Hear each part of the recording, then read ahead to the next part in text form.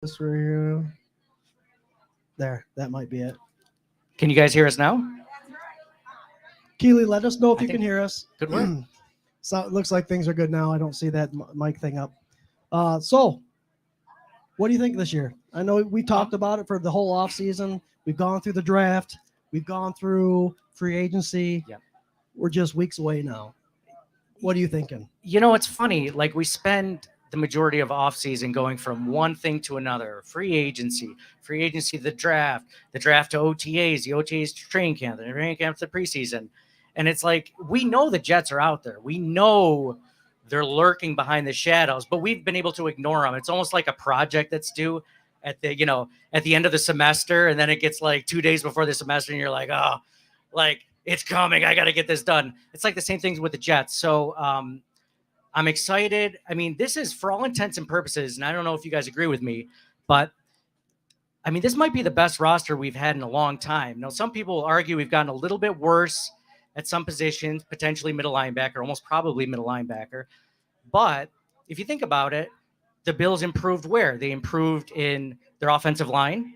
They've got better pass blocking than they've ever had. They've got better run blocking than they've ever had. The Bills shored up the interior. Sure, there are some issues at tackle, possibly right tackle and left tackle, but right tackle for sure. But they made a couple of signings here. They might have even been able to cover some of those blemishes at middle linebacker. We'll see. But yeah, no, I'm excited. I'm a little bit, nervous about the Jets now that, Aaron Rodgers played and he still can throw a football. Not very excited about that, but yeah, I'm ready. Aaron Rodgers does not play in the preseason.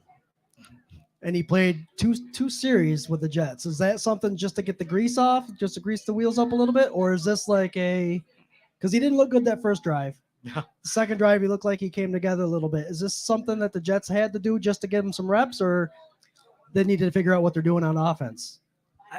This is like the biggest, it's the hardest thing to go forward with, because preseason you can do either, you can have them sit or start. How many reps do they get? How many quarters do they get? There's no exact science for any of this.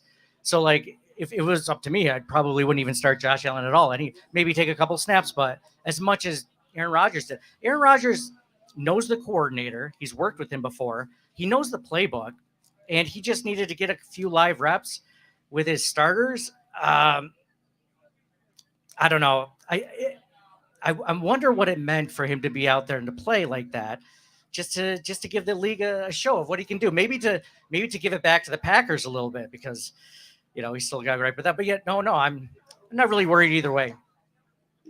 Yes, no question. Did Aaron Rodgers want to play in a preseason game, or do you think the Jets made him? Oh, I don't think he wanted to. Okay. I mean, unless he's in the situation where like he's dating someone new, so he wants to try a little bit harder now. But like, other than that, like, no, I think they were like, you better get out there. And Robert Saleh is a scary dude. I don't blame him. If he came up to me, I might be like, whatever you want, coach, whatever you want. Well, if you saw the Hard Knocks, are you watching the Hard Knocks? No, I haven't. Well, is it good? No, he is hardcore, and he gets me motivated, and I'm not even a Jets fan. But no, Did you see that thing on Good Morning Football where they had Sean McDermott ranked second in the league for most fittest coach, and then number one is Robert Saleh. So funny that you should say that. They're neck and neck, and it's funny in the interview they show Sean. Yeah, he was doing some kettlebells right in the middle of the interview. Oh, nice. Just a heads up for any of you guys that are hungry, we do have Black Heart Barbecue showing up around 4:00. Ready about 4. They're here. Awesome. So we got, not only do we have popcorn from Tony's Popcorn, but we have Black Heart Barbecue. They'll be ready at 4. Get your grub on. Need to soak up this beer somehow, right, guys? So those of you watching the show and those of you out here at the regular season Rager, this show is a network of the Buff fan base, we partnered up with them at the end of the year last year. Such a lovely relationship we have. They have 170,000 followers on Twitter, so we have access to all those people, which is awesome. Something we never thought we'd be able to do. And then our show is actually sponsored by 26 Shirts. So those of you who don't know who 26 Shirts is, Del Reed actually started the Bills Mafia a bunch of years back, and the 26 Shirts is a donation, kind of a charity that comes up with a new shirt idea every week, and every week that the money they make from selling those shirts goes to a different charity. So they do wonderful things there, and we are very honored to be a part of them. So if you guys haven't joined already, Buff Fan Base on Twitter, and then 26 Shirts, go check them out. Like Swank always says, spend all your money there because it always goes to a good cause, right? Robbie from Lex Talk 716 here in the social medias. Hey, Scott, what's up? Go Bills. What's up, Robbie? And then Patrick Hughes. Patrick Hughes is part of our 24/7 Buff Pandemonium Fantasy Football League. Mm-hmm. Yeah, that should be interesting. We do our draft for anybody that's listening on Wednesday. That's part of that draft. Are you your brother Patrick one of the winners of that league, or someone else? I did not win last year. I did not win. Did your brother win? No, Jared isn't in it. Believe it or not. He where are you, Jared? Jared doesn't enter this stuff, and obviously it's not too hard to join, and it's not too hard to set a roster. Does he not like fantasy football in general, or is it? He just doesn't like the fact that if he's winning and a kicker scores 30 points, and that's the rest of the. You got to eliminate kickers. That's one of the things you got to do. That's what it is. That's what it is. Let's see here. You know what I want to really get into, because I feel like I don't have enough time for fantasy football now with kids, is I'd like to do like a season-long fantasy football where all you have to do is draft. Best ball league. Have you ever done one of those before? You literally draft like 25 players, and then you just got to hope you get through injuries and your guys score a lot of points. And they take you might have 5 running backs. They take the top 2 running back scores. So you don't even have to pick the optimal lineup. They do it for you. Who drafts the best team? And you don't have to do it week to week. No transactions. It's just come back at the end of the week or at the end of the season, see if you won. That takes care of anybody that doesn't pay attention to the roster. Yeah, exactly. It does. They won because I like that part. That's my favorite part. Yeah. There you go. I got a question for you, Nate, real quick. Well, it's a touchy one. Middle linebacker has been a subject for the Buffalo Bills since the draft. Tremaine Edmonds goes to the Chicago Bears. A lot of money. He deserved it. I think he's going to a better defensive scheme. We drafted Dorian Williams.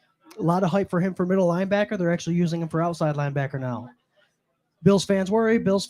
I know we're all worried about that middle linebacker position. They just signed off a free agency this past week, Kirksey, who was a Cleveland linebacker. He's traveled quite a bit throughout the league, but when he starts and he's got a C on his chest, he's always a team captain, 120 plus tackles a year. Is he our middle linebacker this year? I think it all depends on how well Terrell Bernard comes back from that hamstring injury. I guess he's practicing now, so that's a good sign. It's so funny with Tyrell Dodson because they punted on the position big time this year, middle linebacker. It wasn't even close. And just when you think they're taking a 3rd round pick in Dorian Williams, what they're really doing is putting him at outside linebacker. So the whole time the positional battle was Tyrell Dodson and Terrell Bernard. Terrell Bernard, which, mind you, has never played middle linebacker in college. He didn't play it in the NFL last season, so he's never done this. This is brand new for him. So he's had a half of a preseason and training camp to get ready. And then you have Tyrell Dodson, which has done everything in his power to give that job away, because this was a guy who had a firm grasp on it, and then they keep trying to let him play, and he just keeps disappointing them one way or another for whatever reason. I do like the Kirksey signing a lot, and I'll tell you why. I think he's a more veteran version of what Tyrell Dodson is, and he has, I think, the better instincts like Terrell Bernard does. So you have the best of both worlds, because I think if Sean McDermott has his way, I don't think he'd like to start Terrell Bernard if he didn't have to in a second season. I don't think he wants to do that. So I think Dorian Williams was a pick. But the problem is when you try to make Terrell Bernard go from outside linebacker to middle linebacker, you have one less middle linebacker. I think Kirksey, he's not starting now. He's just on the practice squad right now. So he would need to get called up. Somebody else would need to get cut. I think they're just going to give him time, let's say 4 to 6 weeks of games. He plays in there. We take a look after. Is Terrell Bernard doing well or not? Okay, no, he's not. We're activating Christian Kirksey. If he is, keep him in there. We're going to keep Kirksey as a backup. He's injury insurance.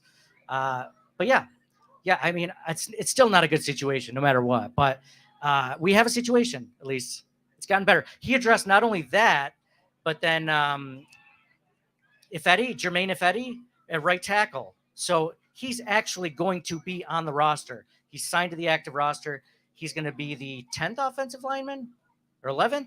Jeez, it might be 11 now. But did it get to 11? Because I thought they kept 10. No, did they only keep 9? They kept 9. Okay, now they got 10, which is the most they've ever done. And they've only done it a few times. So, yeah, Yeah, I mean, there's a lot to be excited about. Brandon Bean is nothing if not resourceful.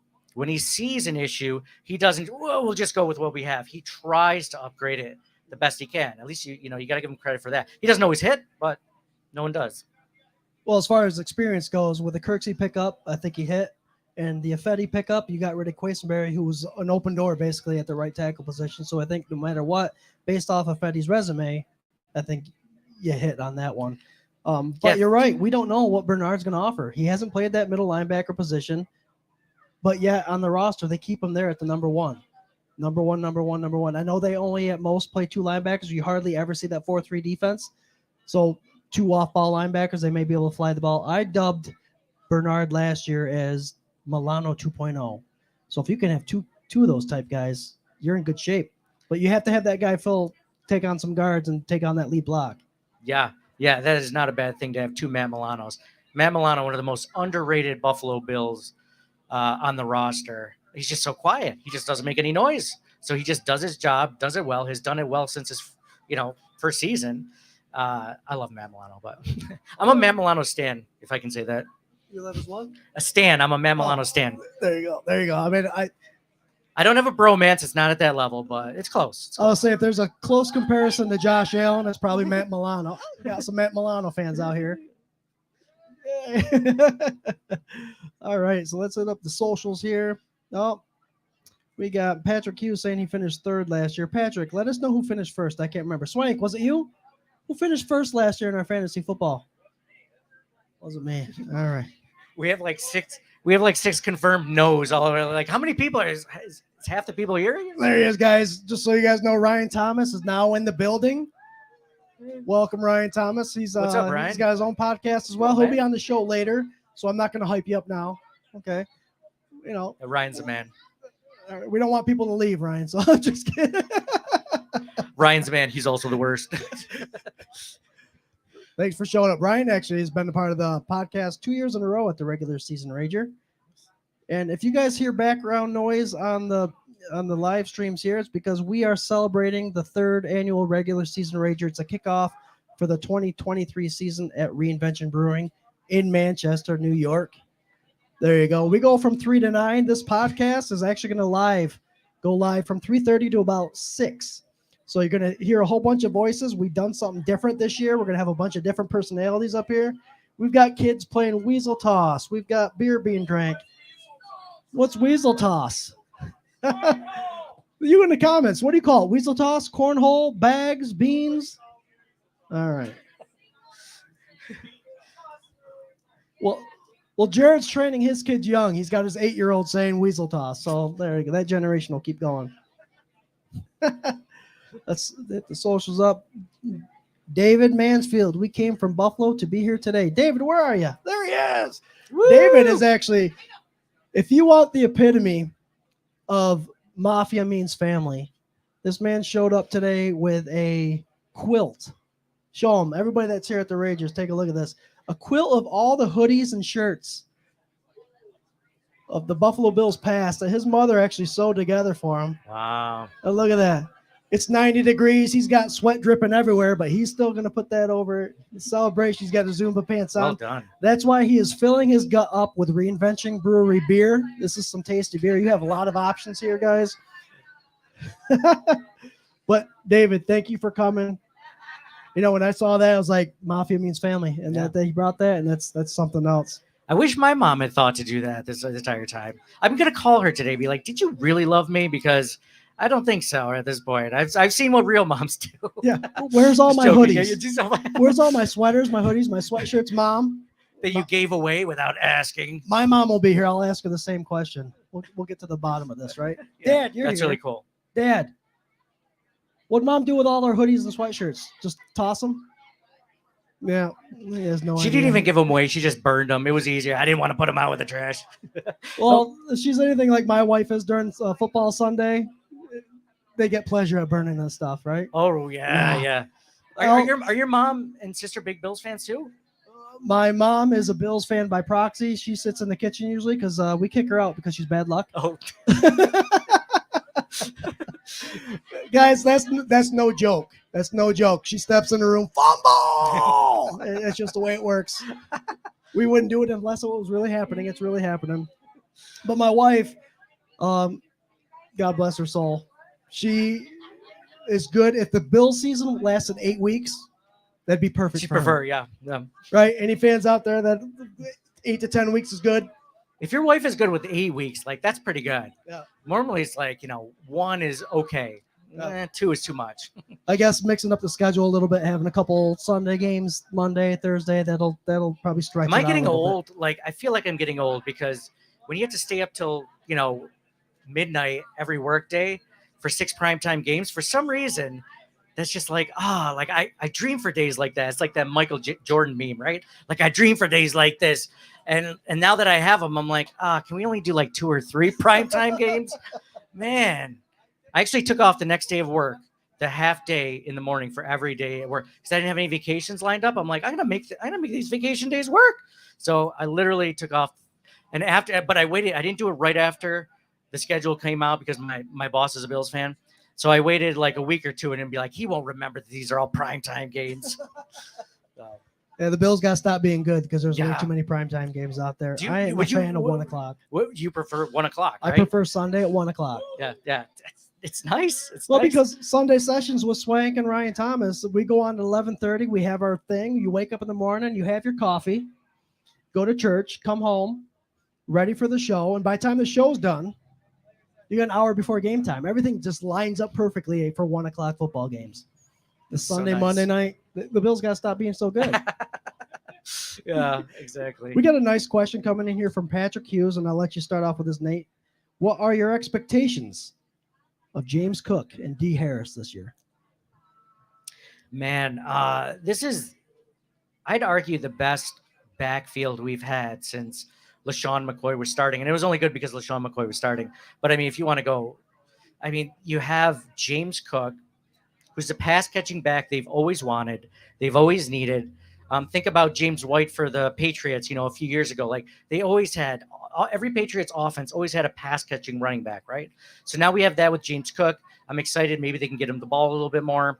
And then also, I mean, you have a guy in Damian Harris who can pound it between the tackles. And for once, it'd be nice on a 4th and 1 or a 4th and goal or a 1st and goal to not have your quarterback run headfirst into the pile. That's my I mean, if it's going to work and it's the best way, do it. But I prefer my $250 million quarterback wasn't trying to get into a rugby scrum like every time they needed a first down or something. Just hand it off, damn it. Just hand it off, please.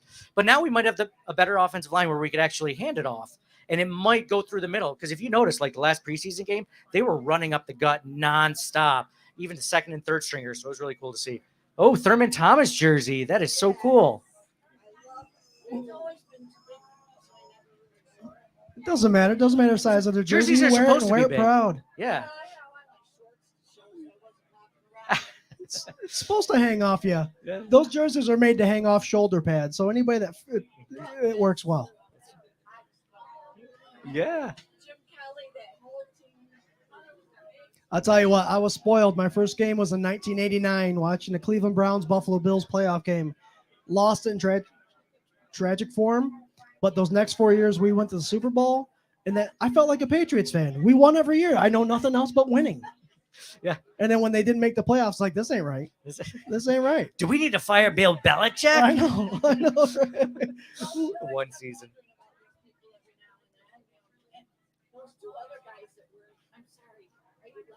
We're live, but We're this is an We just all-day need to event. get you a no, it's not you. We just need to get you a mic so you can be part of this show too. No, when those 2 guys that were brothers that took over the team. You talking to Rex Ryan? Yes. Oh, Rex Ryan and Rob Ryan. Yeah. I don't know. Those two. That was a publicity thing, I think, Yeah, more I than think anything. it was. Yeah. Rex- No. Thank you. Thank you. Welcome to the As Ranger. much as Thank you as for much as coming. talking about Rex Ryan, as much as I didn't like him as a head coach, and I mean he brought us Sean McDermott, so can I be that angry? Like, yeah. I'm glad they fired him when they did. Don't get me wrong. I think a lot of Bills fans with that 18-year drought go through the whole, well, it had to happen for us to get McDermott and Allen, Yeah, right? yeah, I think yeah. we turned that road where it's like, oh, it sucked for 18 Yeah, years. I had to get broken up with so I could find my wife, right? Like same You idea. got to go through heartbreak to get the You perfect matchup. gotta be the Super Bowl favorite, lose in the second round, and then so the next year you can win it all. There you go. There you go. Patrick, thanks for the question. I have my thoughts on James Cook and D. Harris. James Cook success all depends on Dorsey. So if this offense, his offensive coordinator comes along and understands that he's got a receiving wide receiver out of the running back out of the backfield, and to utilize them, because how many screens do you think they did last year? They didn't do a lot. I mean, you could count on both hands. I think the amount of they've done in the last 2-3 years. If you want to talk about successful screen passes too, you could count on one hand the last 3 years easily. Yep. It's just not their forte. Did you see they did in the preseason though? Without giving We've been missing tell. we've been missing screen plays. We've been missing halfback wheel routes, like where they just a 5 yard in and then just catch the ball, fall down after a few more yards. We've been missing that for a while. We've been missing a lot of creativity in general on the offense. So Dorsey doesn't have any excuses now. This is one of the best running back rooms he's had, one of the best wide receiver rooms the Bills have had. And we can talk about Gabe Davis later if I have any time, but I mean, he has no excuses. The best blocking he's had. So now is the time to get more creative, to use everyone to your strength. If that means getting James Cook specifically 5 or 6 targets a game, which he absolutely should. I just felt like after the Nyheim Hines signing last year, the trade rather, they didn't try to utilize their running backs. Like the whole point to get a pass catching running back, and they try to get Jerick McKissick before that and other people. It was like the hope to get a pass catching running back is to use him as a pass catching running back. So Exactly. instead of just a kick returner, punt returner, So, what was the original question? Oh, is it James Cook? James Cook and James Cook? Damian Harris, Yeah. Sorry, I do that sometimes. I get off in tangents. I think he's going to be an passionate integral. about it. That's what it is. I don't follow fantasy as much. We were just talking about that, but I wouldn't be surprised if he's a top 12 fantasy running back. I mean, with 5 or 6 catches, he's probably going to get around 10 to 12 carries. So 17, 18 touches a game, which is roughly, I think, around what Devin Singletary had. I mean, for sure. I think that was going to be my next question. High or low? 200 touches for James Cook this year. 200 touches. 200 touches. So if I just said 17 a game times 17, way over. Way over 200 touches. 20 is 340. Okay, so there we are. All right. Patrick Hughes also says Frank Mullen won last year. Frank Mullen is coming tonight. He's from Manchester. He's from the local area, so he'll be out here. I came in second. I think he just came here to brag. If he did it, it's like, oh, I won this fantasy football team. Ryan Hickman from Buffalo Autographs. It doesn't always work with Josh on 4th and short. It's also true. I don't know. Isn't his percentage is pretty high? It usually is, except when it's for a touchdown against the Titans 2 years ago in prime time. Or trying to get the ball outside the goal line and they fumble it. We all remember that. So, guys, we got some special guests. You're all special, but Bill's dad is here. He just showed up. Bill's dad's here. Bill's kid's here. Wonder Woman's here. Maverick's here. All the super fans coming in at once. These are celebrities right all here. Right. That's really cool. Hey, guys. Bill's the Mafia. Gaspar family. How are you? Welcome. Time to get a drink. Let's see. It's 4:03, guys. So if you're hungry, we have Blackheart Barbecue right behind us over in the parking lot. If you're hungry, they do barbecue stuff and they specialize in wings. Good wings. I've had them. And that's fitting for Buffalo fans, right? What's up, man? How you doing? Good to see you. Nice to be here. Nice to meet you. Thanks for being here. I'm feeling good. So. Oh, all right. Well wishes to her. You got those new shoes on? Oh, yeah. Bill's dad visiting. Nice. Welcome. Yeah, I don't know if you guys could see that on the live stream, but yeah, that was Bill's dad. If you don't know Bill's dad, he does really cool jingles every week. This year he's going to turn it down a notch a little bit, but still going to bring out a few. So one of the cool, very talented people in Bill's Mafia. I don't know where we fit in on that. We're trying to get we're trying to be talented. We're cool because we're affiliated, right? Yeah, exactly. By By proxy. affiliation, Yeah, by there proxy. you go. I touched Bill's dad's hand. That's so cool. I got my touch for the year. William Henry. What's up, William? I'd like to join the show mid-season prior scout team for our Bills years ago. William, private message me, man. We'll get a hold of you. That'd be awesome. That'd be awesome. We got a lot of comments coming in. Real quick, we haven't heard it in a while. Hey, hey, hey, hey. Let's go, Buffalo. Let's go, Buffalo. Bills make me wanna. Woo! Good job. There you go. Wow, You can't a yell lot of into the mic. enthusiasm. Oh, you can't? You can't yell into the mic. It's just too loud, right? For those of you who have come in, thank you very much for getting in here, doing the raffle, the Help One Foundation. It's a Mark Maddox Foundation that he started a bunch of years back that raises money. It started off for kids, but now he helps families. He does backpack stuff. He does bowling stuff. He's done a lot of good work.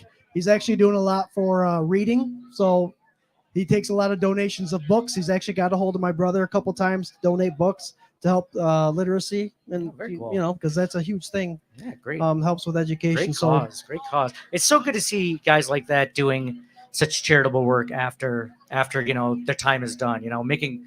I'd like to think like when I retire someday, you know, I'll have a little bit more time. I don't have any time right now, but like a little bit more time. You never have enough time. What stinks is, you know, their careers are done at 35, but you think about it, retired at 35, that's not the worst thing in the world.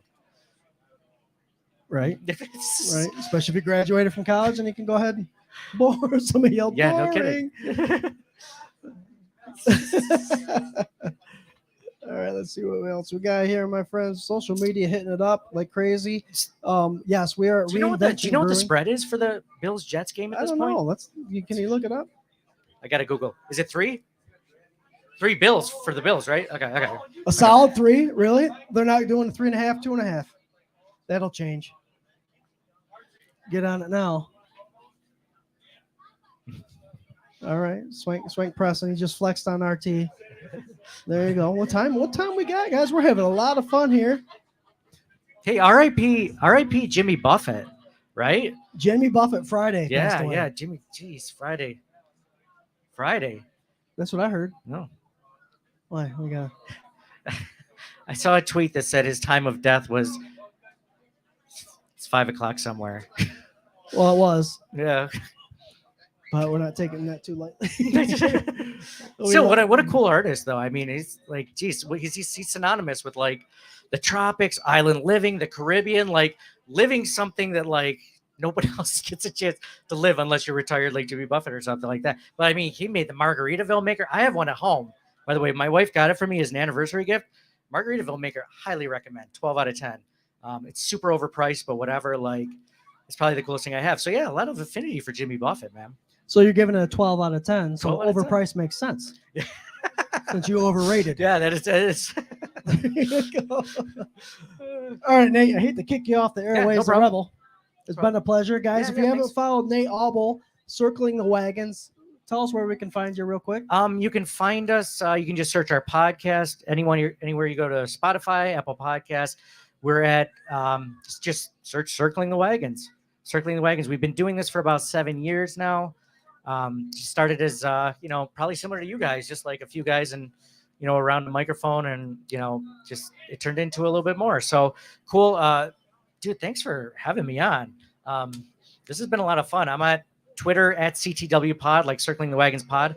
I'm at Facebook, just Circling the Wagons. Instagram. I haven't gone TikTok yet. But we're on YouTube and stuff like that. So yeah. No, this has been a lot of fun. Thanks for having me on. I think you got to be under 18 to get on TikTok. Oh, do you? It's all teeny boppers that are doing their thing. So we get someone to sign I was like, up. that's not going to work out because I'm never getting on. Well, cool, thank you, my friend. Go drink some beer, have some food. Yeah, sounds good. Actually, I'm going to go celebrate Margaritaville at my sister's house. Oh, there She's you go. doing a margarita party, completely separate. We didn't even know about the Jimmy Buffett news when she planned this. So, I wouldn't even pour one out. So I can't even say I'm going to pour one out because I'm going to drink probably 2 more instead of it. It's alcohol abuse. No, this is cool, man. Thanks a lot. This is fun. Thank you, sir. Cool. Enjoy. Go Bills! Oh, there you go. Nate Auble, Circling the Wagons, everyone. All right, I'm pretty comfortable here. I got my next guest coming up, Kevin Kanya. Kiki, come on in. We got another mic going. Aliassy. All right. Bills fans talking football, drinking beer. They also have a podcast live stream. What days do you guys go on? I can't remember. We're all different days. All different days. Somebody's a nurse. Oh yeah. Well, I'm a nurse too, so Yeah, that, well, you there know. you go. See, so you know the schedule. There you go. Yeah. There is no schedule. There is no schedule. All right. It's whatever you can do. Well, where's Swank? Swank, can you hear me? Test. Let's see if that mic works. Yo, Swank. Get over here, brother. We got more mics. If we only have the two. Kevin, Kanya, we can change. Kiki, you're Kanya? Yes, By proxy? originally was. Originally was. You're married. I'm married. What's your yes. married name? Coon. Coon? Kiki Yes. Coon? That rolls off the tongue. Do we have another mic? Number three. See number three? Over there. Number Oh, 3. sorry. Number 3. I've had a few It's on beers. like number 2. It's 3. Watch the beers. Our tech guy, Swank. There you go. Everybody say hi to Swank's the Swank. man. Testing. Not only does he know how to work a mic, he knows how to work a guitar. Yeah. Yeah, baby. Who loves you, brother? Yeah. Can you let these guys know we got raffles and 50/50s? Oh yeah. Oh Folks, we've got, listen, Bills Mafia, you're here for a reason, right? We're here to have a good time, open up the season for the Buffalo Bills because they're going to rock it out this year. But more importantly today, the Mark Maddox Foundation. We're here to, wait, where are you going? Oh, okay. You better come back because I don't know how to work this thing. All right. Mark Maddox Foundation. We're here to raise funds for his foundation. He does a lot of good work with children and families, give away some books and stuff like that. So we got some great prizes over here. We've got, I believe, a Josh Allen autographed jersey. There's a 50-50. There's folks going around for 50-50. Feel free to join in on that 50-50. There we are. There's our 50-50 lady. All right. So get in on the raffles. There's a Rousseau jersey. There's a mini helmet. So all kinds of good stuff that's going to be raffled out throughout the Rager. So we want you all to hopefully participate as best as you can. So are you in enough? Do you need me to squeeze over? I don't know. Can you see me? Yeah, we can I'm see in you there. right in I'm there. here. All I'm right. here. All right, we're Bills fans talking football, drinking beer. All right, that's our show. That's what we do once a week. We usually start up just before probably going to do our first show probably this coming Thursday.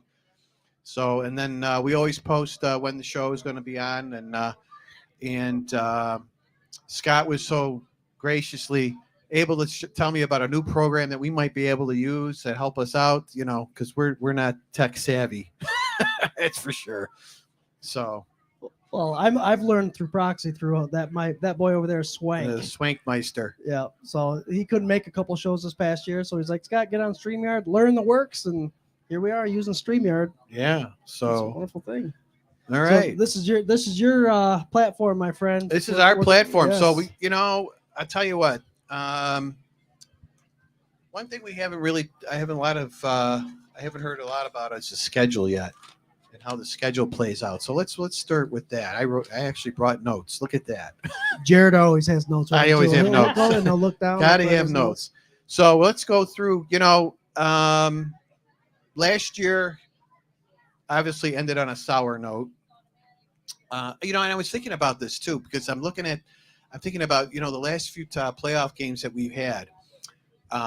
When we played Houston, right? Our first playoff game, first experience for Josh, and it was, Josh thought he had to carry the team, did a lot, and if I recall, the game went in overtime and we lost on the field goal.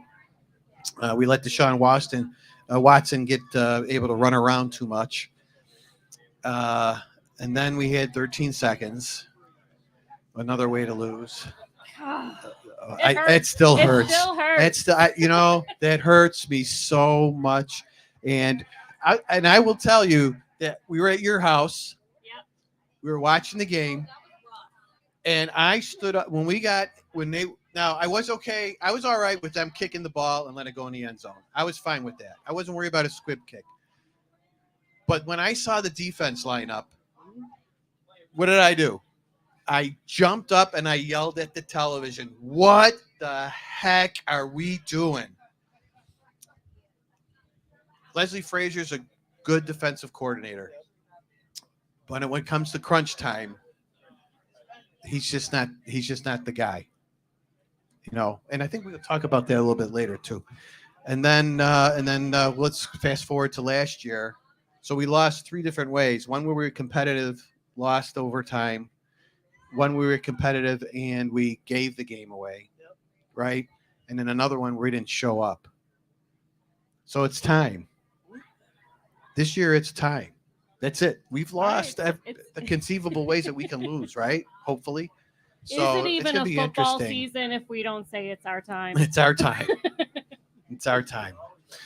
It's all, yeah, you're right. It's always our time. But you know what? This year's going to be tough. Not only with the strength of schedule, but the way the schedule is laid out.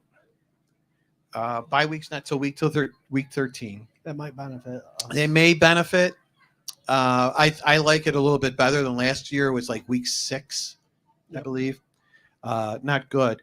But these games of, going to London, coming back, Thursday night games, Sunday night games before and after Thursday night games. And Well, all that that London stuff. game is a home game It's a home game. against yeah. the Jaguars team who. And I don't understand. that's We their have home season location. tickets. I didn't get tickets for that game. How do I not get tickets for that being a season ticket holder? Goodbye. You got to email. You got to email Roger Goodell for You know? So Got him on speed that was a dial. bit it was a bit of a letdown. We wanted to try to go, but It's just not going to work out. yeah. Next time. I'm going to be in Newport, Rhode Island that weekend, so So it's all your fault. so it's all my fault. So my anniversary weekend, so we're going away. So There you go. well, other than that, I would have went to London.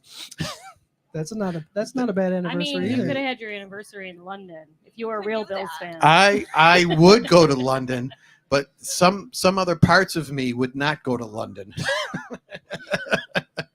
So we had to make but we are going to have bangers and mash, Okay. for our meal. And Yeah. I've got some English pies that we're going to have too, beef pies and chicken pies. So we're going There to you do go. all that. So let's get into it, right? Jets, Monday night, 9/11. Again, the NFL schedule does us no favors. See, the NFL took advantage of that. I think the Jets play the Giants this year. Yes. They should have played the Giants. They and the should have Jets played on the 9/11. that should have been the game. Yes, I agree.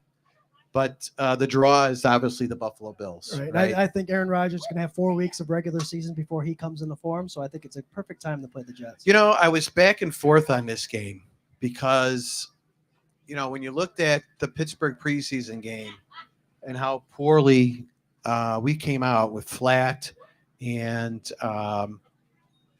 the offensive line was a disaster. But I got a little more confidence in the next game. With Chicago, they played a little bit better. So, but here's the other thing too. Breece Hall is not going to be available. Dalvin Cook coming off a shoulder injury. Nathaniel Hackett. I'm kind of back and forth on Nathaniel Hackett because I'm trying to I didn't get a chance to look it up, trying up now. Rodgers won the MVP. Nathaniel Hackett was his offensive coordinator, but I believe the head coach was still calling the plays at that time. I'm not sure when. Names always fail me. So, you folks that are online, if you know the Packers coach's name, throw it up there. McCarthy. LaFleur, Right. So when did LaFleur get there? So 3-4 years ago, right? So he would have been there the 2 years that Rodgers won the MVP. Yes, he was. See, it's starting to come to me.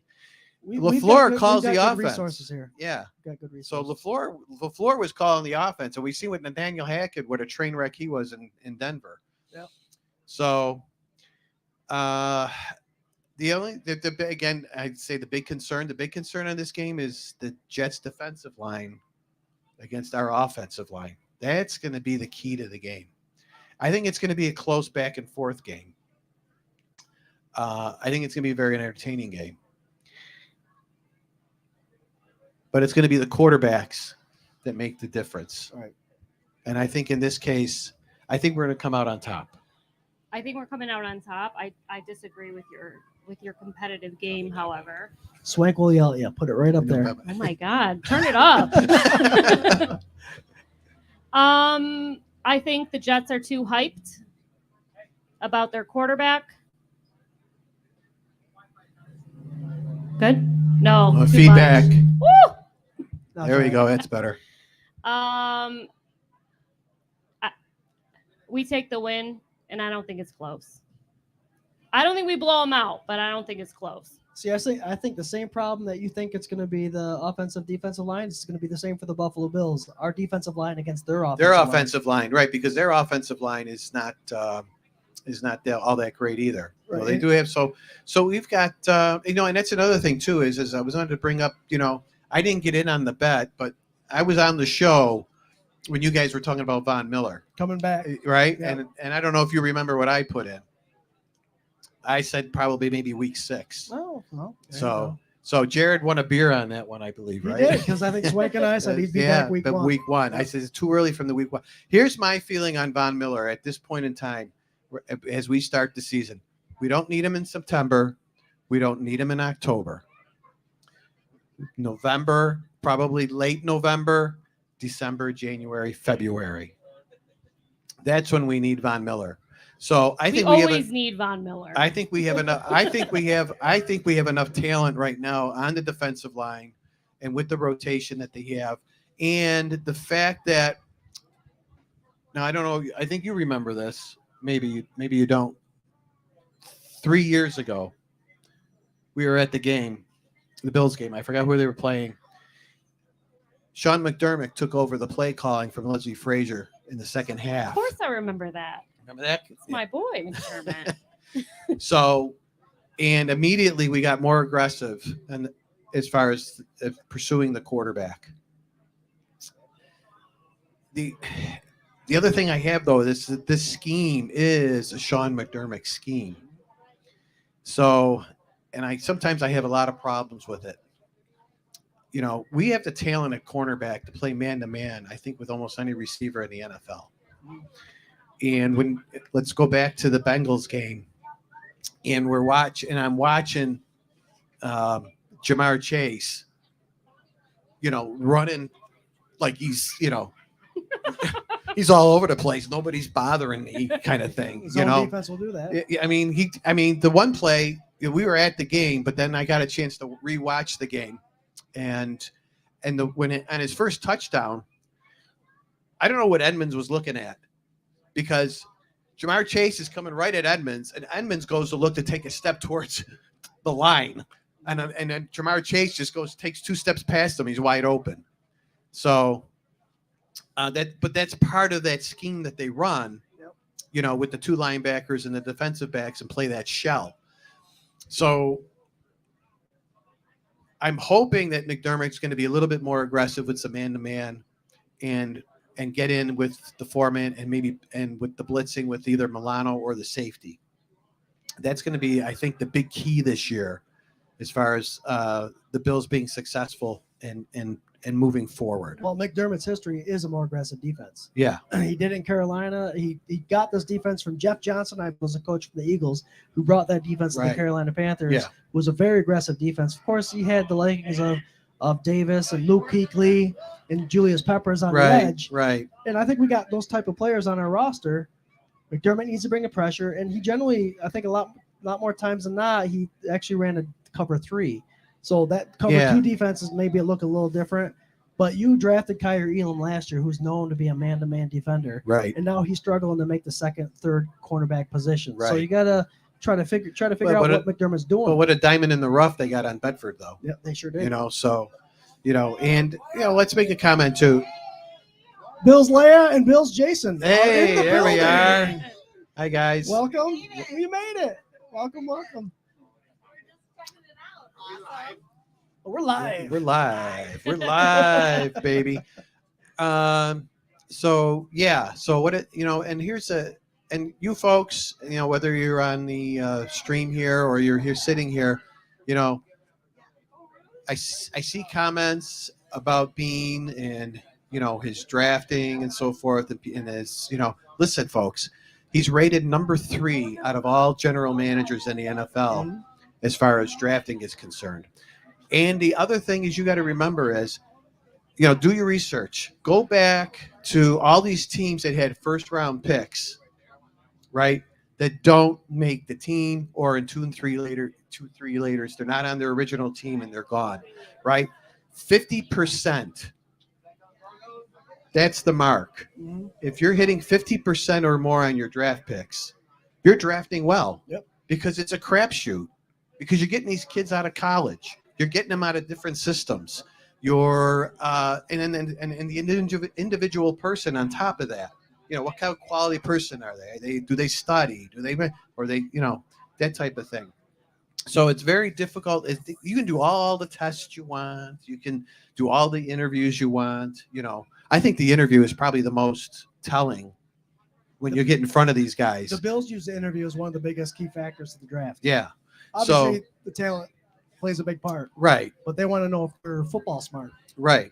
Some people are instinctual. Football smart. Are they, are they a high quality person? Do they have, good personalities? Are they going to fit in? Are they going to, fit into the culture? Are they going to, help promote the culture, support the culture, those type of things? And I have to say that, just about every player he's brought in has fit the culture. Even Stephon Diggs, right? When he first got Diggs, right? First thing I was like, uh-oh. Are we getting a problem child here? But if you all I heard in remember, Minnesota. I told you they wouldn't bring him on if he was a problem. If Right. he was really a problem. And you see it more and more. Like everybody's like, oh, get this big guy, get this big guy. If they don't fit in, then it's not worth it. Yeah. The locker room is a big part of our success, I think. And McDermott is a big portion of that. Yeah. And Bean. I agree. They do their background checks. They Oh, know for who sure. they're bringing in. And if they bring in anybody out from the outside, it's not – you can hear all you want from the media. The media is there to build stories. And he wanted out of Minnesota. Of course he did, because they ran the ball a lot. What wide receiver wouldn't say that? Was he making a problem back in the locker room? Probably not. But the media likes to turn that into a story to make it seem like he needs to get out of there. He's a problem. And then, obviously, like I said – and even this. They did the same thing here. That's what they're doing now. Yep. Well, it's because you got boneheads like Stephen A. Smith who want to get ratings and might make stupid comments. But here's the big comment, right? The team voted him as a captain. Yep. Right? They don't vote you as a captain, one, if they don't like you. And then they don't think you're of character and that you're going to be able to propel them, into the Super Bowl. So that's all I got to say about that. I drank as much Dr. Pepper as I could. That's right. I got it. So yeah, so we got when we come home, we play the Raiders, a very winnable game. Oh yeah, I like that I game. hate Raiders fans. We hate the Raider fans. Hope there are not too many of them. they bring a heck of a fan base. They do bring a heck of a fan base. The And our Raiders. 12th man Mafia Misfits are here. They actually have a nice relationship with the Raiders fans. Yeah. So they have a house that they actually have the super fans all go to. Oh, nice. And they're going to party like crazy. So- It's a fun fan base for sure. Well, when but- we I have a tailgate. terrible relationship with Raiders fans. Yeah. Well, that was because that one game you got. Never mind. But actually, for most of the fans that come visit us, when we tailgate, we have a Oh, great yeah, we for have a sure. great relationship with a lot of them that come to our tailgate. I can remember one year when we played Philly that year and it was windy and everything. I think the Philly fans came, held our tarp down and our tent down and stuff, and we let them come in and we have a good time. We jest back and forth and it's all in good fun, well, So the Raiders fans have a lot of thanks for Ralph Wilson and the Buffalo Bills, because if it wasn't for Ralph Wilson, the if there Raiders wasn't- would not have the money to afford. well, I'll tell you what, it wasn't for Ralph Wilson, there probably wouldn't have been an NFL. Right, true. All right, because it wasn't only the Raiders that he helped. He also helped the Kansas City Chiefs. Yep. Lamar Hunt. So he bailed out a lot of teams. So he was obviously he's a Hall of Fame, and he was an innovator of getting this whole NFL thing together when it was just AFL, NFL. So, and then we go play the Redskins. I think another Who? winnable game. Who's The that? Redskins. I'm sorry. I'm sorry. For those of you in Rio Linda, it's the Commanders. I say, what do you have written down? You have Redskins. It's going to come back. I did see that. It's going to come back. That's a crazy story. But But I don't believe in trap games. But if there was one, that could be. Sam Howell's looking like, Scary Terry, although he's a little hurt, banged up right now. They got Dotson. They got the two-headed monster in the backfield with Gibson and Robinson. So they have a decent offensive line, and their defense is good. Oh yeah. Their defense is very good. So that'll be a tough game. And then we come home and we play the Dolphins. Another tough, I mean, You better really, show up. other than the Raiders game, we got 3 tough games, 4 out of 3 tough games right in a row. Is Tua going to be there by that week? I mean, who knows? What week is that? It's 4? Week 4. week That's 4. week 4. No, he'll be there. The next week he's gone. What's Week 5, that? that's it. Who cares if Tua's there? Tua scratching my toe, as we call him on my show. And then we got to go to London, play the Jaguars, and another team up and coming. Oh, I'd say they're up and coming. I had them Peterson's making a the great playoffs this year. coach. He's got that offense going and clicking. Kelvin Ridley coming back. He's going to be an impact.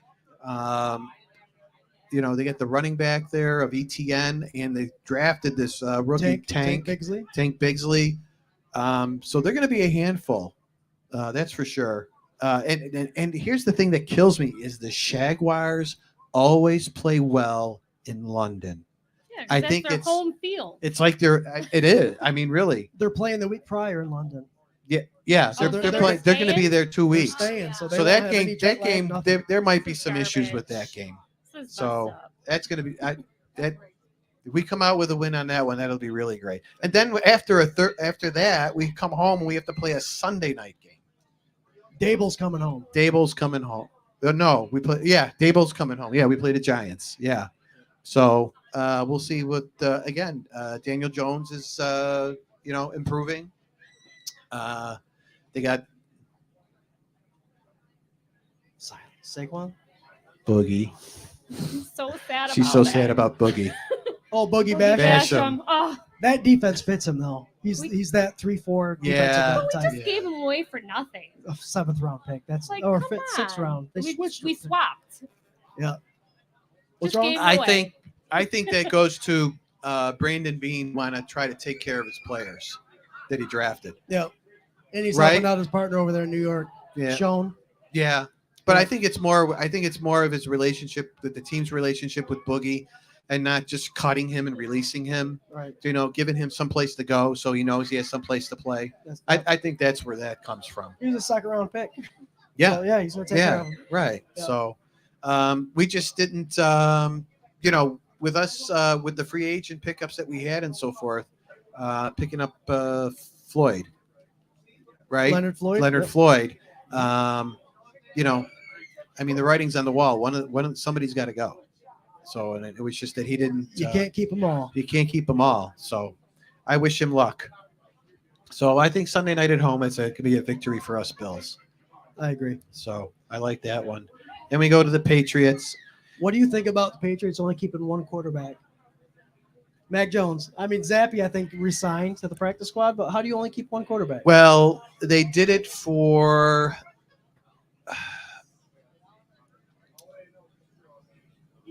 They did it for there's some behind the scenes GM financial reasons and stuff like that they did it The for. Patriots are a mess. So, Just so that. They're a mess. well, you know what? Here, Enough said, Gigi. I've always next. here's the thing. I will say this till forever and a day. Tom Brady made Bill Belichick.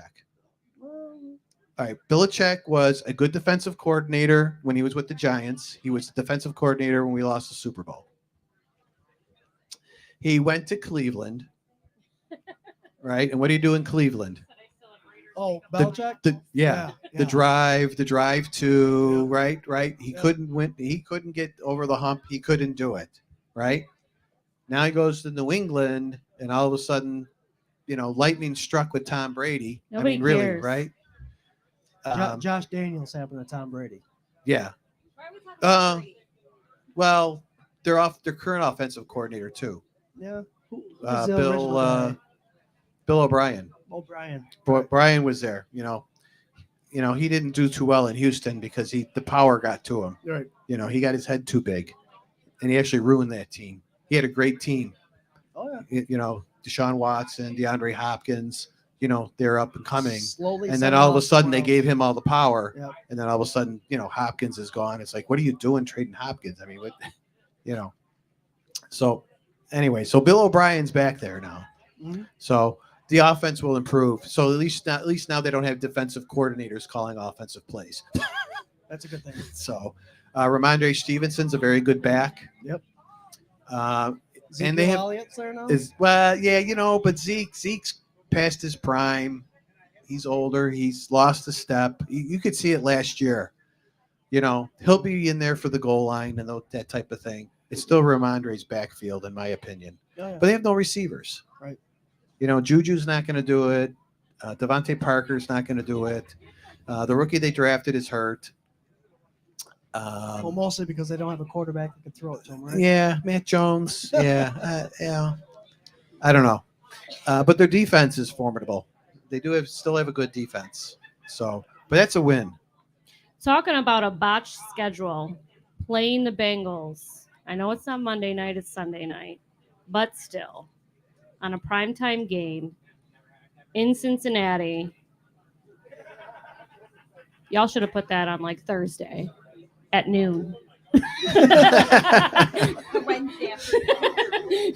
Yeah, Wednesday we gotta go back to Cincinnati. That's after the Tampa Bay game, which is a Thursday night game. So we go London Sunday night, a road game, and then back home for a Thursday night game.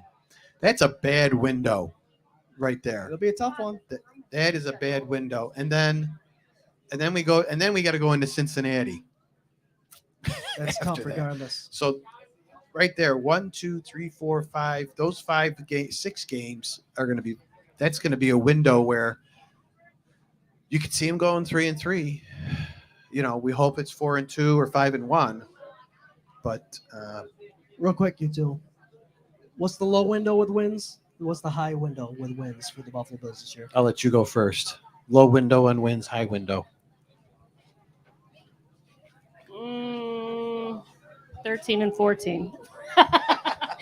13 and 4. 13's the low, 14's the high. Oh, there you go. All right, one game. All right. Well, how about you, Kevin? I'm going to say 11 Ooh. and 14.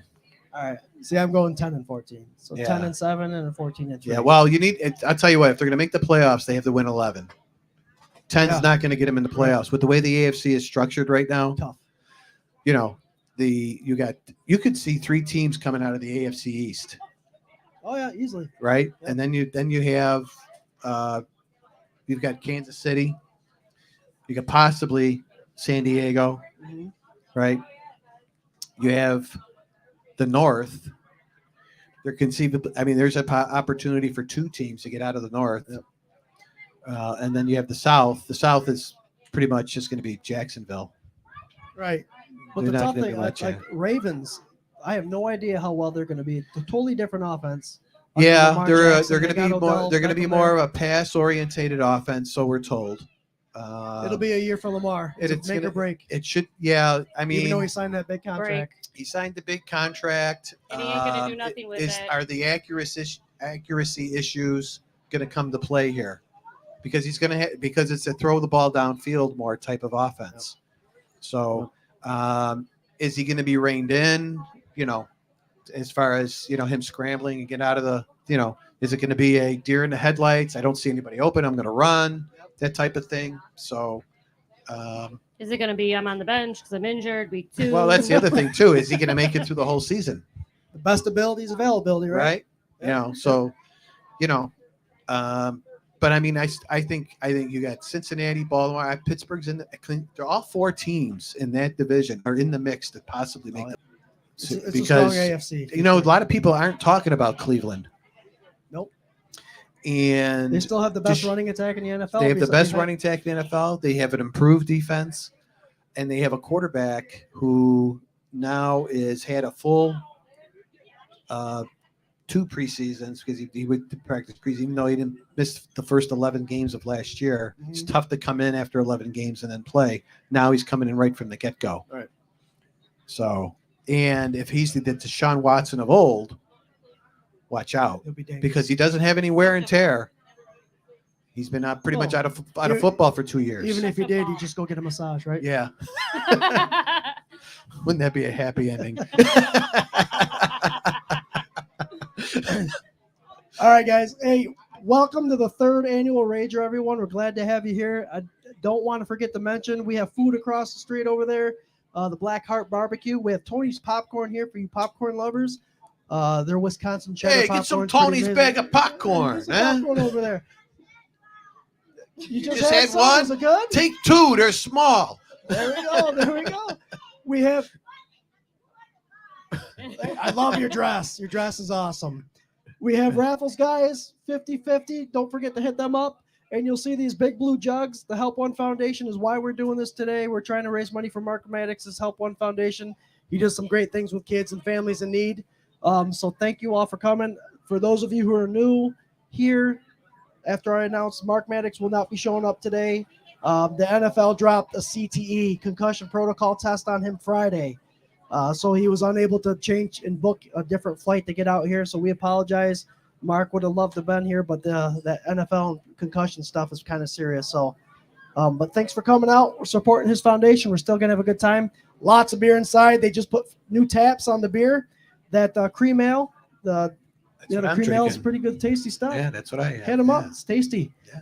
Guys, So, thanks for coming on the hey, show. I want to man. thank you guys for letting us be here, and coming on the show is great. These guys are great. They do a great show. The K-Gun Report. Check it out on Tuesdays. And tell us where you're from. So we're from Buffalo.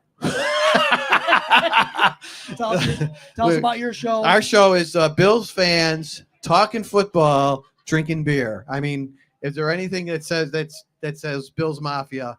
Is that he's all out? Swank, you owe him an I'm ale. out too. But we're check us out, the page, join up on the page, join the group. We post when we're going to have the shows. We try to be as consistent as possible, but it's tough with work schedules and stuff like that. So please, we thank all those that do join in, and we love the comments. We love everything. I check these guys out. Tuesdays I'm busy, but I always check them out on Wednesdays because I watch the replay. Sometimes I get in when I'm off on a Tuesday. We Don't get forget into the some good Kiki conversation. report. Oh yes, Oh my goodness! and there's also after every game live is the Kiki report. Also Facebook and TikTok. Right, so we do TikTok. We're on TikTok with the Bills fans talking football, drinking beer too. So yeah, we appreciate all the fans. We appreciate being here with you guys, Jared and Swank, my brother from another mother. And everybody have a great time today. Enjoy it. It's a beautiful evening, and we're gonna get our friend Ryan up here. And most importantly, go Right. Bills. And go Bills! Go Bills. Right? Are we Super Bowl bound this year? Hell yeah! I said, are we Super Bowl bound this year? Hey, hey. Hey, hey, let's go Buffalo. Let's go Buffalo. But Bills make me wanna. Yeah, baby, yeah. There you go. All right, so I'm going to try to do this in my most announcer voice ever. This guy's got the dreamy voice of radio talk. Ryan Thomas from the Thomas Take Sports Podcast, friend of ours. He's been a part of the Rager. Come on in, Ryan. For 3 years now? Set up here. Oh, yeah. Oh yeah. You want some? Swank wants some. I'm out. I'm thirsty. It was good to see you, Scott. RT requested me. Oh, okay. Three mics. Just put that one over there. You want me to do two? I'm going to go get a beer. It's two. We'll all be together here shortly. Oh, hell yeah. What's up, everybody? Yo! Let's go. Hey! All right. So it's been a bit, Swank. It has been a minute, It's man. been a bit too Yeah. long. Wait. Of course, getting the chance to work with you guys these last few years. This is the third Rager that I've had the chance to be a part of in as many years. 3 Ragers. Yes, sir. It's the third annual. Second one here, of course. And we got everybody decked out in Bills gear. I'm seeing some old school jerseys, seeing some new school jerseys, of course, some Allen, some Trey White. I did happen to see a guy with a Dolphins hat on, but Brave man. That's a brave man. it's a brave guy Yeah. right there. Hell yeah. You got Ton a to beautiful discuss. Bills dress over here. Yeah. Yeah, the gorgeous. standing buffalo. Yeah, absolutely. I love it. It's my favorite logo. Yeah, mine too. Mine too. It grew on me over the years for sure.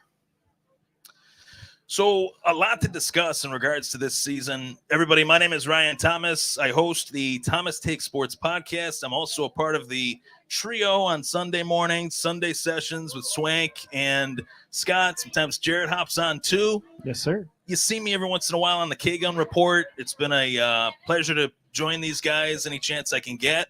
And this is another event that I'm happy to be a part of, for sure.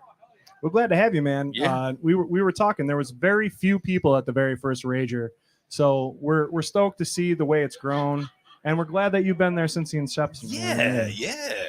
It's cool to be a part of something since year one and get the chance to see it grow, get the chance to mingle with some Bills fans. I had a guy walk up to me earlier, and he's like, "It's nice to see you in person." It's like, great to see you in Right? person Yeah, finally. Yeah. That's the thing that trips me out the most is like you see these people, they're writing comments, they support you, they do all these things, and then you get Right. the chance to get together at a gathering like this, Yeah. celebrate the Bills, meet everybody. It's Of beautiful. course. Of course. It's 'tis the season. Football season's on the horizon.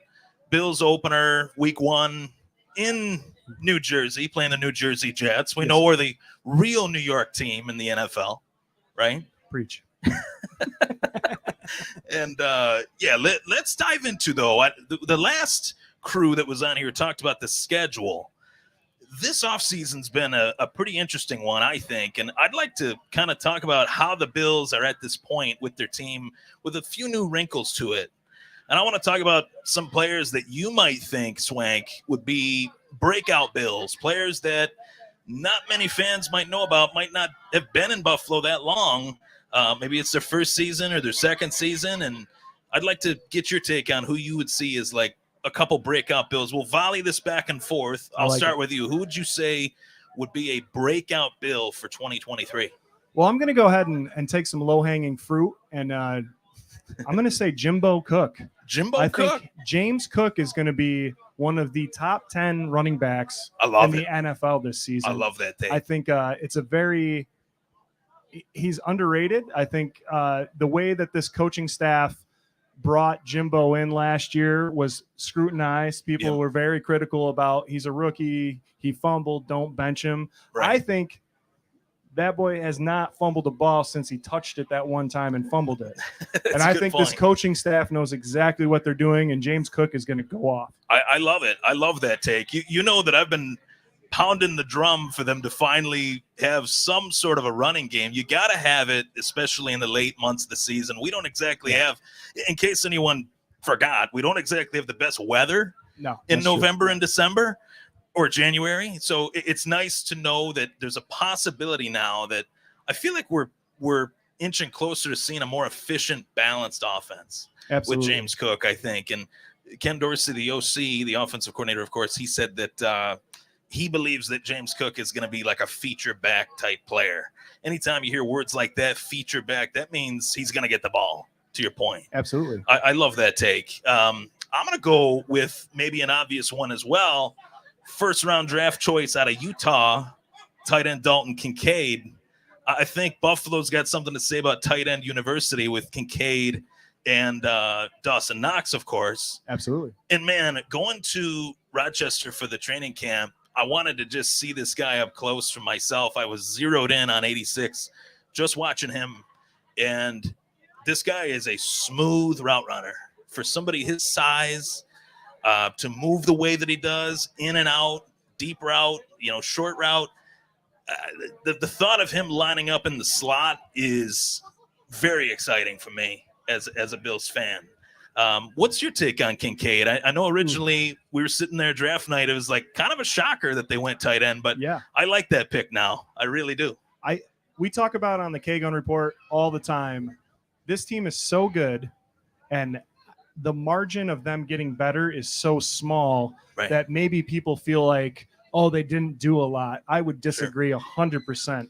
And Kincaid is one of those picks where it's like he is a sneaky, big-bodied, smooth run, probably, arguably the best pass catcher in the draft Sure. this year, right? Sure. And I think the way they used him in the preseason is an indicator for how they're hiding him for the Right, season. right. I think the little bit of action he got showed you a lot, and I'm really excited for Kincaid. Yeah, definitely. And the thought of always trying to improve little facets of their team, I feel like they did it in a big way. Kind of the days of Cole Beasley are gone, obviously.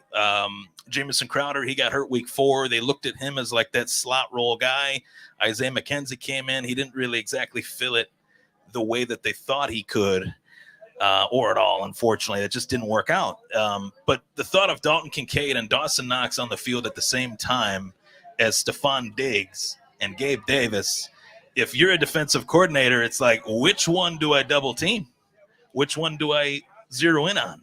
That's a scary thought for anyone playing the Bills. This is one of the points that people make where I hear the national sports media saying that the Bills did not get better in the offseason. Crazy. And I would drastically disagree. Yeah. They fine-tuned a lot of positions of need and really transformed this offense with the moves that they made to be that kind of offense you're talking about. Yeah, and the thought that they finally got Allen a weapon. I know a lot of fans thought they haven't really been able to get a weapon since Diggs in here. They hadn't drafted a skill position player outside of James Cook in the top 2 rounds since James Cook. He was really the only one, since they got Allen. So the thought of getting Kincaid in here for their short-term future, for their short-term and their long-term, I like that thought. I got a feeling you might have another breakout Bill rather that might be on the defensive side of the ball. I know you like the guys that hammer. I do. I love the defensive side of the ball. Defense wins championships, hoorah, all that. I might go a little dark horse on you and say I like it. I think Poona Ford, first year defensive tackle for the Buffalo Bills here. I think you're going to see a significant increase in production from that interior defensive line, just with him rotating in. The kind of spirit that he has, he's an undersized guy as far as height goes, but I think that dude has more heart than anybody, and I think he's really going to pair well with that Oliver. And Ed has gotten a lot of flack by the Mafia. If you go on Twitter, this offseason, it was like one player that Bills Mafia really wants to see take the next step is Ed Oliver. And then he got that extension. And a lot of Bills fans, at least the ones that I've kind of talked to, have said, did he really earn it? But then he gets the extension. And if you follow him on social media, you'll see that this guy is working his tail off. Yeah. He's in the best shape of his life. He looks like a completely different person. It's not like he was never a physical specimen to begin with, but now he's even more so. And now that they've added some pieces around him, we did lose Harrison Phillips. That was a loss. That was definitely a loss. So the fact that they were able to bring in Poona Ford to kind of play alongside Ed Oliver, I love that signing. That's one of those sneaky, under the radar moves that's a guy that said, you know what, I'm going to take my chances on myself playing on a team like the Bills who are expected to be really good this year. Every year. Yeah. I mean, career choice wise, I don't think you can make a better choice than moving to the Bills. Right. And Poona, I think, was one of those guys. If you go to Seattle Twitter, they were very upset that he was gone. Yeah. So I'm excited for him. Definitely. How about you, buddy? I follow you guys. I love your Thank you so much. I always comment. Awesome. You're the man, dude. I'm going to stay on the defensive side of the ball, too. And a signing that I honestly didn't even know this guy was a free agent. And I watch this stuff and study it quite intensely, as you're aware. And to see the Bills bring in a player like Leonard Floyd, a vet that is savvy, that's always been consistently solid each and every place he's played, from college throughout the pros.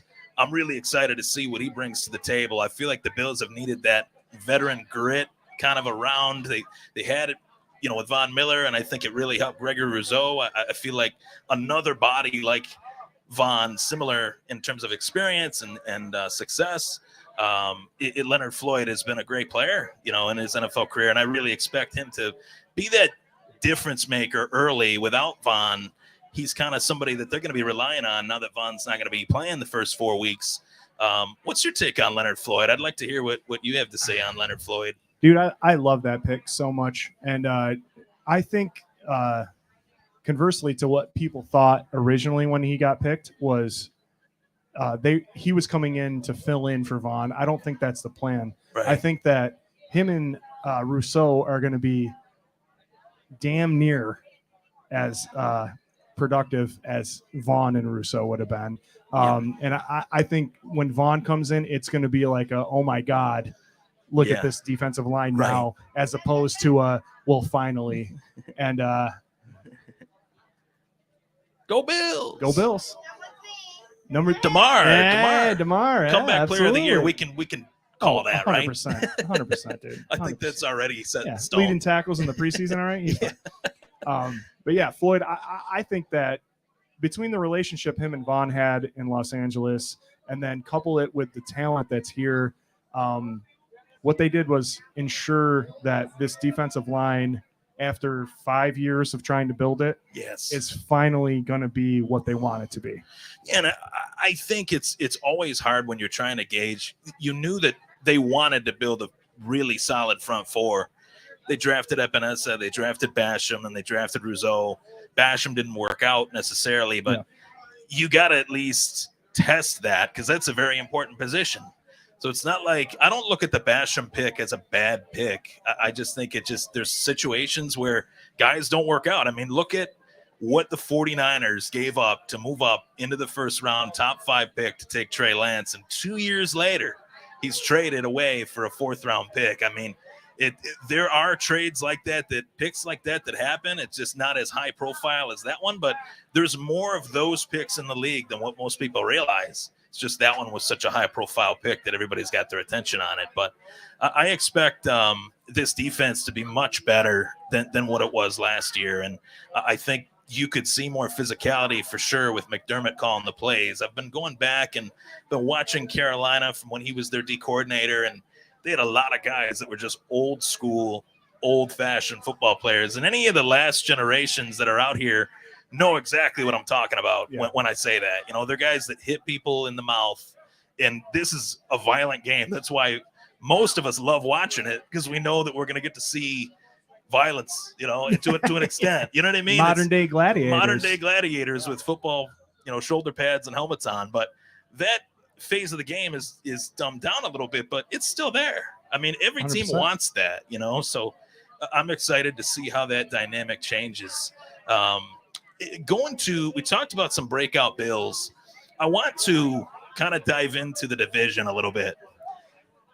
I know that the national media right now, they've talked about, to your point, how the Bills haven't improved necessarily as much as we think they have. They also believe that the Bills won't win the division this year, and the Bills have won the division 3 years in a row. The Jets, no doubt, they're better. On paper, they're much better. Miami, decent team. Patriots, I don't know what to expect from them. Nothing. Not a whole lot, right? But what do you expect from this division? And it starts off week 1. It's not like we're going to have a few games to kind of test our team and see where we're at as far as the division goes. But what are your thoughts on the Bills and the way the division shakes out? Bro, I'll tell you, number one, before we get into the division stuff, the fact that the Bills are not considered the AFC East champions heading into this season by the national media. Blasphemous. I absolutely. If this was the Chiefs, right, it would be it's theirs until they lose. Right. But because it's Buffalo, that's not the case. Right. And I think that's complete BS. But I digress. I think the Bills are absolutely in the driver's seat with this thing. Sure. I don't think that the Jets I think the Jets took a step back getting Aaron Rodgers. And I know you've been on the show. We've talked about this before, where they had a good thing going, and then you brought Aaron Rodgers in. Yes, he's a phenomenal future Hall of Fame quarterback. Sure. But what you did was you let him dictate what your offense was going to look like by bringing in players that he's comfortable with, when you already had a solid offense that Zach Wilson was winning games with. That's true. That's So true. to And me, Zach Wilson looks great in the preseason, by the way. Yeah, I yeah. have to throw that out there. you've been watching Hard Knocks. I have. Yeah, Yeah, I have. I'm not caught up, but Not caught up, yeah, but I've I'm been there. watching them in the yeah. You gotta keep your eye on the teams in the division, and Yeah. to your point about them bringing in Rodgers, right? Like, it's a huge move. It's a power move. It's an on paper move that makes the Jets look as if they're trying to go for it, and go for it meaning the Super Bowl, of course. But I looked at it as, okay, there is baggage with a player like that. There is ego with a player like that. And the fact that the last 3 years of his career in Green Bay turned into, this guy's not catching balls, this guy's not doing this. He was kind of pointing the finger at his teammates, to where that leadership quality that Josh Allen has, that even Mahomes has, that even Burrow has, was just non-existent. And with a team like that, with the New York Jets, that's that young outside of Rodgers, it's a tough fit. I think. I really do. And there's a lot of guys that he decided, hey, come from Green Bay to come with me. Randall Cobb, Alan Lazard. It kind of dilutes the youthful talent that they had and forces them to be kind of the Green Bay Jets. Yeah. You know what I mean? It's a win now mentality, and I guess you can't fault them for that. Hey. We're having a hell of a good time right here. We at the are. RAGER, by the way. Got some awesome people here. I feel like Rodgers is one of those things where it's New York. He fits into New York. That's his demographic. If he plays more than 2 seasons, I'll eat the hat on top of my head. Yeah.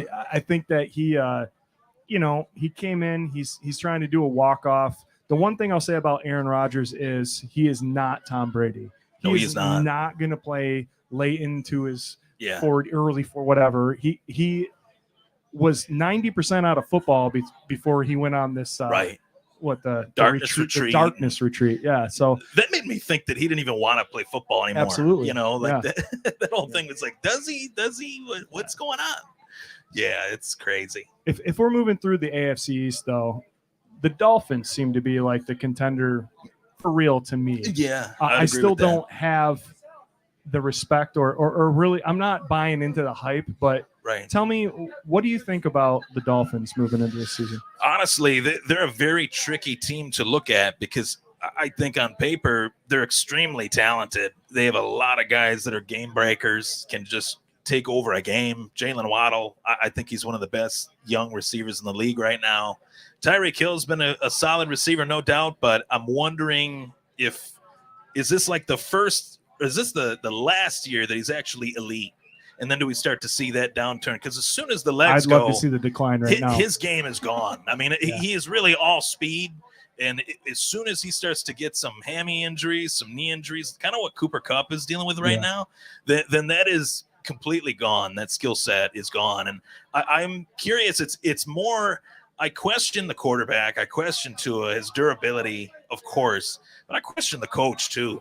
100%. There was a few weeks back where we were talking about Mike McDaniel during the season. Actually, I think it was shortly after we beat them in the playoffs.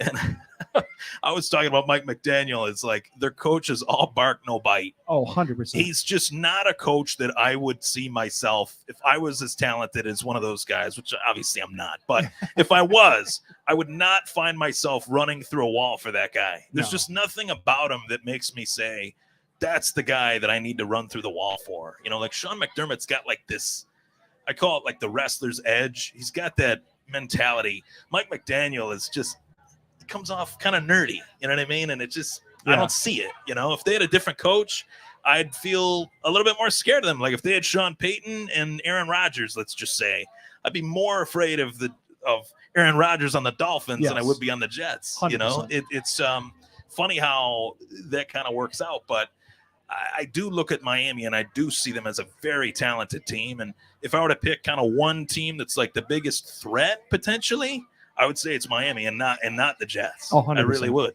Yeah, I feel absolutely the same. And I think really what I refer to their offense is a hope and a prayer. Yeah, Tua runs around and he throws it as far as he can within 5 yards of either Waddle or Hill.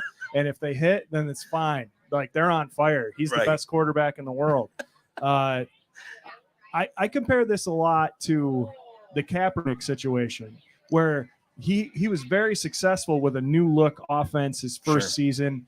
Then defense has figured him out. I Right. think this season you are going to see the Miami Dolphins really struggle, and Tua especially struggle, because defenses are going to figure him out. Right. You can't just lob a ball 40 can't. yards downfield and win games with no real skill set. Right.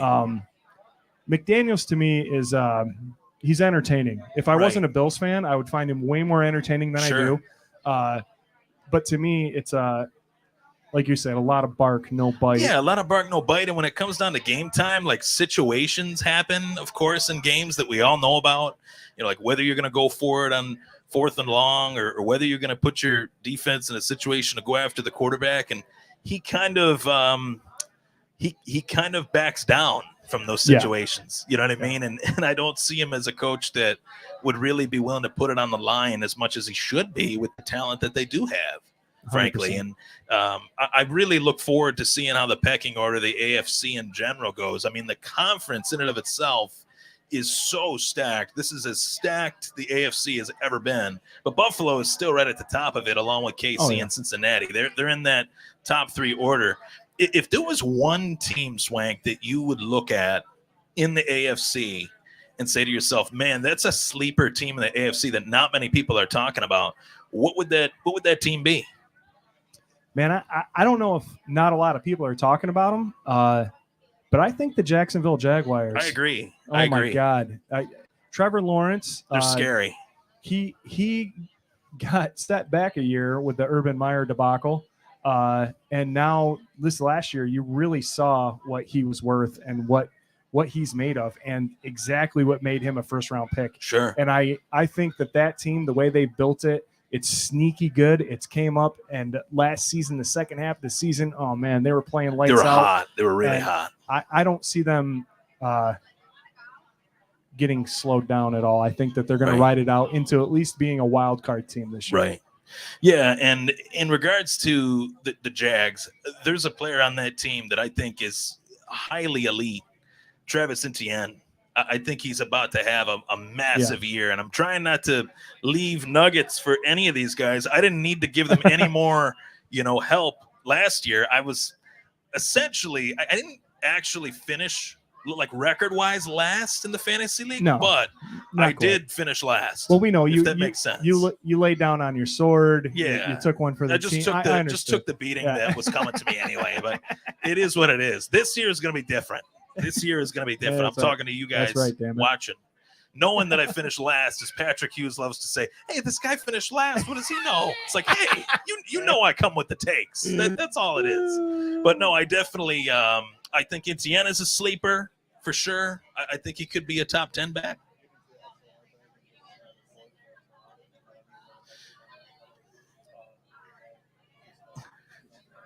So we got some comments here. I'm going to go to. Sorry, man. Let's scroll up here. Let's take a look here. Aaron Rodgers is not going to have a good game. I like that take. Yep, absolutely. That's pretty easy to like that one. Dalton Kincaid is a sleeper. I love that take too. Do you consider Kincaid a sleeper? I don't consider him a sleeper and maybe I did before training camp. Okay. But they had Knox and Kincaid on the field in that 12 personnel kind of the whole time I was there. Like they did not just sugarcoat it. It was like, this is what we're doing. I love it. Try to stop it. Yeah. And our defense, our starters, we're having a hard time stopping it. That's a top 5 defense, right? Right. Top 5. I mean, last year they were second pretty much across the board, even first in some categories. And the fact that Knox and Kincaid out there on the same field at the same time, the guy that I do believe is a sleeper, 100%, is Gabe Davis. Love it. How about that? I absolutely love it. I think it's funny that Gabe's a sleeper. He was banged up last year. He still put up great number 2 wide receiver numbers. Right. And people are bagging him. Look at Jared. Oh, Jared. Look at him. I know you did. Jared. I saw you. Good job, man. Well, you got to keep you on the panel for the cake, brother. Yes. I think Gabe Davis is going to have the insane season everybody hyped him up to have last year, this year. He's coming into it healthy. The kid knows. He's just amazing. Like, and it's going to be one of those things where like people in fantasy are going to wish that they picked him the way they picked him last year. I think so too. I think so too. Yeah, there's a lot of talent on this team. There's no question about it. I'm definitely curious to see with the balance additions they made with Kincaid, even with Damian Harris and Latavius Murray, like being those backups to James Cook, kind of passing the ball around between those three. I think a lot of teams know nowadays it's not a Adrian Peterson era anymore, where one running back gets a gazillion touches in a season. You got to mix it up. You have to have different body types at that position, wearing defenses down. And I think Ken Dorsey is going to take advantage of that thought. I really do. I hope he so, has man. to. I think this year is going to be the real Dorsey year. Sure. That New England, the low alcohol New England. Yeah. We're getting beers. We're getting beers. treated like We're having kings good over here. times. We're having good times. In a nutshell, this whole season to me is going to be the season that I think the hype should have been from last year to this year. Right. I'm glad that it's declined. I'm glad that we're going into this season with lowered expectations. I think that the Bills do a lot better as the underdog. They have no weight in being the underdog. I love team, it. I but personally love it. That's the dog that they need in this fight. So I love it. A guy that I'm not a big fan of, I don't want to say I'm a hater to this guy, but Chris Mad Dog Russo made a comment about that. Yeah. He said the Bills are right where they want to be. Yeah. So if other people think the Jets are going to do it in the division, if they think the Patriots, I don't know who does. I haven't met one person that thinks the Patriots are going to win that freaking Mac division. Jones. But yeah, right. He's the only one. But he doesn't believe. Yeah, he doesn't believe. But I think in terms of that, I really think that he's onto something there, and you're onto something there too. Because I mean, last year they had the hype that they had not had in my entire lifetime. You know, I'm 31 years. I'd never seen a hype train going into a year like last year. No, I never did. The national media was gassing us up. Yep. And you know what? I do think a lot of people say, did the Bills season deliver last year? Not in the playoffs. Of course it didn't, but they were 13-4 last year and they lost X amount of games by a combined 8 points. Yeah. So in the grand scheme of things, they had a hell of a season last year. They really did. We got a couple bozos that are going to join us right here. Just a couple bozos. Just a couple bozos. Three amigos. Oh, there you go. Three stooges. Hold Who's on, Larry? let me get you set up here. Curly, who's Mo? The four horsemen? Hell yeah, let's do it. Woo! That's 50-50, huh? Oh, yeah. Let me go get it. Yep, so we're going to do a last call for 50-50. Is this working? I'm the only one with the mic. Yeah. No one can take it from me. This is it. This is the moment. Yeah. First 50-50? Woo! Yep, this is the last call for 50-50 for this round. We have a little 50-50 raffle up here at the main table, and then we have Rob and Karen walking around with 50-50 too. And we'll draw that about 5:30. Good stuff. 5:30, huh? 5:30. All right. We're about Last 17 call minutes for away. 50-50. We got 15 minutes. Thank you, Kevin. Whoa. That looks good. You're such a good guy. 15-20 minutes. We'll call it done. 15-20 minutes. Don't forget we have the raffles This dude going says on he's over got here. the winner already, so Oh, he's got it. Oh, just staying right here. You're good. You got 15 minutes. I like the confidence. That's Hell always yeah. good. Didn't work. No. Didn't work for me either, unfortunately. Yeah. Maybe this year. No, we don't win. Our win is you, sir. You being happy. Well, I was referring to the Bills, too. My confidence was high, and that didn't work out for me at all, unfortunately. I hate to say it. I hate to say it. Oh, yeah. Slide over. So we got raffles going on over here. We got 50-50. We got T-shirts for sale. There's this band over here that's got a new CD out. If you want to buy it, they're playing at 7:30. Go on over and see my sister Shaston and my wife Sarah, my mom Darlene, my dad Lance. Shout out to the wives and the girlfriends. Oh, we got Bill's kid walking by with a puppy. I mean, how can you get any better than that? The Really Rager. doesn't. I mean, with the jersey on. Oh God, it's amazing. I like these We got Bill's jerseys too. Leia the walking by. This is crucial the best catch. table that you can get in this whole place. I'm gonna tell you that right now. So Oh, many wow. puppies. Oh, look at this. This is like a parade going on right now. Puppies and kids running around. It's just a wholesome event. And It beer, really is, you know. The beer's flowing. We got puppies and kids. Puppies and kids and beer, you know. Oh, Ooh, thank you. Awesome. Oh, hell yeah. Free stuff. stickers. Woohoo. Bill's Wonder Woman. Bill's Wonder Woman. Woohoo. Right chair. Oh, right chair. I keep forgetting which camera it is. There we go. We do have some free stickers up there too. Sweet. What a day, man. What a day.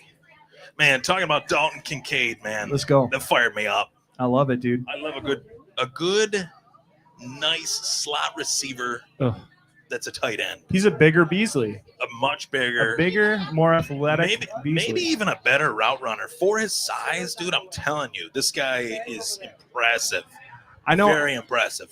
I am historically not a homer. I'm not. Well, I am. Yeah. I have a lot of heart for it, but I try to keep it inside. Oh, But very historically, I don't like to put takes out there in like the homer category. But for me, I really feel like, what if Kincaid is What the if? Kelsey?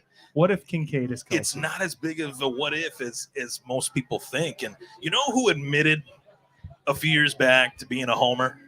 I found this the other Me? day, Jared. and I loved it. No, the late great Rick Jenneret said, "I am a homer." Yeah. Hey, if Rick Jenneret's a homer, I'll be a homer all day Hell long. yeah, man. Hey, That's big, for sure. Big up to RJ, huh? God rest his soul. So Awesome. what's the take of Kincaid's numbers then? Because tight ends usually have trouble coming into the NFL and adapting. What is a successful season, or what is our expectations of I a think- Kincaid number? To me, and Yeah. let's do over under, right? Yeah. For me, an over under, a successful season for a rookie tight end that is like acceptable, Sure. right, and not like out of control. Right. If he has more than 500 yards I was and about to 4 say. TDs, Yep. that's an exceptional rookie tight end year. Which correct? that's like Tyler Higbee numbers. Yeah. This dude's way better than Yes. Tyler Higbee. We're doing, I'm we're going doing out on a over limb and under saying for that. Kincaid. Welcome. What's the over under for Kincaid? We're 500. picking it. So for me, I said 504 TDs. That's a successful season. What do you think? He played 100% of the snaps with the starters this preseason. Yes, he did. 100% of the snaps. Yep. So I'm going 750 and 7. I'll go 750, and I'm gonna go 8. Wow. Yeah. Jared's gonna go 801. No, because Also, the price is right. 752. we just discussed that homer thing, right? Yeah. So tight end / slot receiver. Yes. So I'll go close to 1,000 with 6. He's not What- going to score many Isn't that a touchdowns. Jared response? Close very to Jared. 1,000? Very Jared response. I'll Yes. go close to it. I like the close to 1,000. 989. If you're on the live stream and you're here at the regular season Rager, we have transitioned officially from the Ryan Thomas Takes Yes. Sports Podcast To the into the K Fantastic Gun Four. Report. Ryan has been here every single year with us. He's been on this panel every single year. Yeah. Can we get an hey, hey? Hey, hey. That's right. Listen, please go inside, tip your bartenders. Reinvention Brewing Company has been the host of this event for 2 years running, and it's going to be 3 years. We already decided right at the beginning. Make sure you're tipping your bartenders. This is a great host. They've been amazing. Don't forget about Tony's Popcorn over here, coming getting straight some from popcorn. Farmington. Woo! Who is also all about the 4th annual Rager. Yeah, Yes. 100%. Yeah, you in? All right. Also, we're going to turn him into a Bills fan. Go talk to him about that. I think we already did. He's here. He's here. I mean, his It's already colors are happened. red and white, and there's a lot of blue, so I think he's Yeah, we almost love there. you, Tony. It's already happened. He's in. Listen, we got Blackheart Barbecue out back. Get some food in you. We're going to be here until 9 o'clock tonight. We got some band playing later on. It's going to be a good time. Woo! And go right over here and see Karen and Rob for 50-50s. We're going to call last call. We're going to pull it at 5:30. Arm's length for 10, $1 a ticket.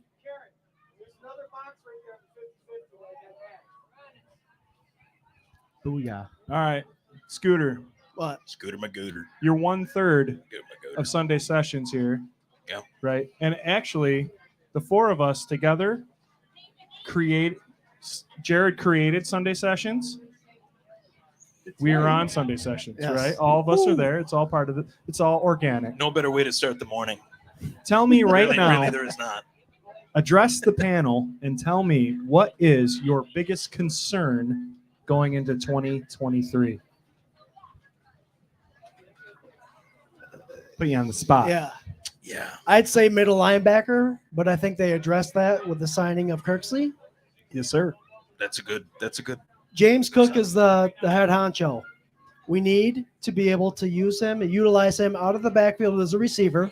So my biggest concern is whether Ken Dorsey has graduated to a sophomore coordinator and he understands what this offense can be under James Cook. He should be 250 plus touches this year. Yep. And you'll see the benefits of him. Plus, Jared, how short was he of being part of the average per rush to be 5 qualified as carries? top? 5.7. He was 11 carries short of 11 being carries 100. Yeah. So he's going to be the workhorse. They should treat him as so. Use him out of the backfield. Ken Dorsey's the biggest test. We'll see how Ken Dorsey does because we all expected him to be utilizing the likes of Naheem Hines last year. They brought in the guys that played that position well, but they never didn't use them. utilized Yeah. and used the play calls to take advantage of it. This needs to be the year that he has the correct play calls. Or you let Josh Allen. Oh, here we Here go. we go. Or you let Here Josh we go. Allen. Another year, another moonshine. And here's Here the we go. John. Woohoo! Let me add Here this are in the there real quick. Johns. During the preseason, there was an incident where they let Josh Allen call the I plays. thought he was cheers and I was Lisa, saying where are them you out. at? Woo! The Johnses. Oh, no. Johnsons. Thank you. Hey, Thank you. cheers. Go Bills. Hey. If you all follow the live stream, you see the Johnses commenting. It's them. It's always moonshine. Larts on Larts. I won't on. lie, I had one too many moonshines last Love you year. guys. Thanks for making the I trip. walked funny to my car, but I waited it out. There you go. There you go. I'm glad I handed my keys off. Yep. I Is this forgot a my key thought. party? Let's keep it. You don't see pineapples anywhere. Biggest Woo, concern, damn. man. Is that the watermelon? Oh, man. Holy. All right. I lost my train of thought. We Did I were, really? we were talking about the baseball, Yankees. Yankees. Okay. Yeah. Well, That's fresh. I like it. Hell yeah. why is it spicy? Yeah. So Kind of just burns your throat a little, especially when you're on a live stream. we're talking about Yeah, right. don't smoke.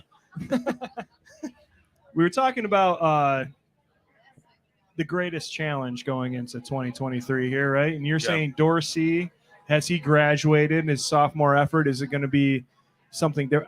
I would say, like, with the offense that they had last year, how much more, I want him to dial in. I expect him to be better this year, right? For sure. I don't think he did a horrible job last year. I think he took on something he never took on, and he did it as well as he could. And now he's got a year under his belt, and it's great. I RT, tell you what, the one thing he was missing was getting that running back involved out of the backfield. If he Just throws that in balanced- there, Balanced offense. Please, God. take over, RT. Yeah, please, God. Please, football gods. how Biggest great? obstacle, right? Yeah, Is it okay, so honestly, I'm all about keeping Josh Allen in Buffalo for as long as humanly possible. Keeping him upright, keeping him healthy. Dude, I just told my wife he can play until he's 80, and I'm Any- completely fine. Any chance? What color is it? No, that's not my Jeep. There's a gray Jeep with the car alarm going off. If you have a Uh-oh. gray Jeep, Uh-oh. It very well could be a Kia. is it a Kia? No, it's a Jeep. It's a Jeep. Yeah, You it's a thought it Jeep. was a Somebody's table, trying to didn't jump off the Jeep and into a flaming table. Oh, all right. It's a License plate, Jeep. That's the inside joke.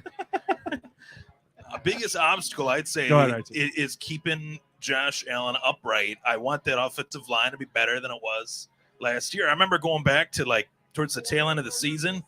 Josh Allen's got to wear these long sleeves. The weather is cold. You see like blood pour into his sleeves from just getting thrown around like a rag doll. And part of that is his game. Like he is going to try to make as many plays as he can. He's like a live by the sword, die by the sword. I'm going to take matters in my own hands if somebody else isn't going to help me. And I actually 100%. appreciate that. But I want the offensive line to keep him upright and to keep him healthy so that we have the healthiest version of Josh Allen when it matters most. And I think that's pretty important too. Yes. I want to say that, like, Thank you.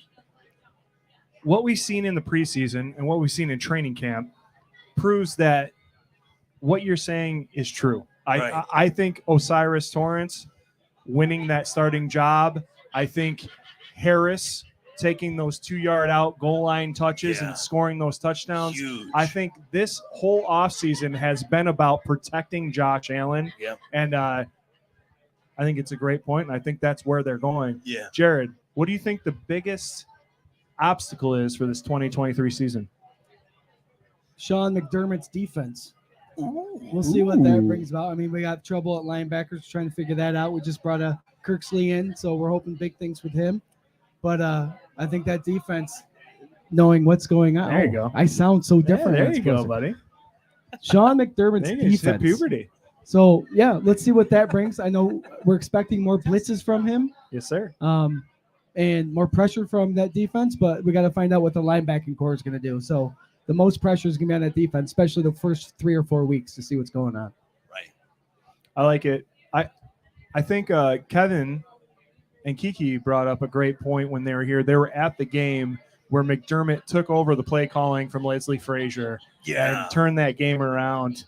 And to me, that is not an easy thing to do at the NFL level, right? Like, you can't just be like, give me that. This is what you need to do and have it work, right? Watch out for that. I thought it was Ryan's for a second. No, that's not my purse. I left that in the car. It's not an easy thing to do. Like It's a that. satchel, by the way. Indiana Jones had one. It's a satchel. yeah. What's up, Jake? I love the standing buffalo today. This is great. Hell yeah, I dude. love it. Lost it. I did. Hey, thanks for coming to the 2023 Rager, everybody. Too many things happen. It's like 4 different things. We're about 3 minutes away from calling 50-50. If you want it, go see that tie-dyed 50, Buffalo Bills representing Karen over there. She's getting ready to put it all together, and we're gonna pull a number here soon. I kind of feel like, I don't know, just Let's do it. you want, like, let's get that door prize thing, and let's give away a shirt or something. You want to do that? Yeah. Yeah. What do you want to Let's do? do something for the people here. Let's do it. I'll grab You guys have a waited random- long Let me enough. grab a random 8x10. Whatever you want, buddy. Yeah. Okay. We're gonna give away a signed Random 8x10. What? Jermaine Edmonds. You wanna do there you that? go. Ooh. So if you Oh bought wait, raffle hold tickets, on. Go back. Jason wants his helmet, the late entry helmet, the Chicken Wing Bills Okay. helmet. Gregory All right. Russo. Chicken Wing Bills helmet. Yo, did you Whoa. see this, dude? Whoa. Our boy Bills Jason, super fan, famous Bills Jason, made this beautiful. Oh, the blue lines for blue cheese. Oh hell yeah, Yeah. hell yeah. I want it. Yeah. That is awesome. So Gregory Russo. Gregory Russo, right? Yeah, hell yeah. So We the- have a Gregory Russo mini with the chicken wing celery bill, the charging buffalo on the side. Compliments of our boy Bills Jason, That who's is been awesome. such a great friend of the show for so long. Go get the door prize bucket. We'll just pull it and we'll put it back. That'll get everybody that's here. door prize, Scott. That very well could Or potentially. no. Yeah, get the door prize. prize. That'll get everybody that came. Yeah. Door prize for everyone Yeah. that came. Yeah. We'll put that door prize back. Like Yeah, we'll Swing put it said, back. Yeah. You won't be out for the door prize for winning this. We just want to give everybody a shot. This is exciting. All right, we need somebody to pull this here. Who wants to pull a ticket? Come on. Come on. Come on, Bella. Bella's coming over here to pull this. Oh, wait. Oh, whip her up, whip her up. You're on TV. Get your blue ticket. Blue you. ticket 9939522. Last are 522. 522. 9522. 9522. Oh, 9522. that's it. Anybody with a door prize ticket that ends in 9522. Oh, we Did got you a win, winner. Jake? Woohoo. Hell yeah, dude. Jake with the dub. You put it back in, right? Hey, Miles. Okay.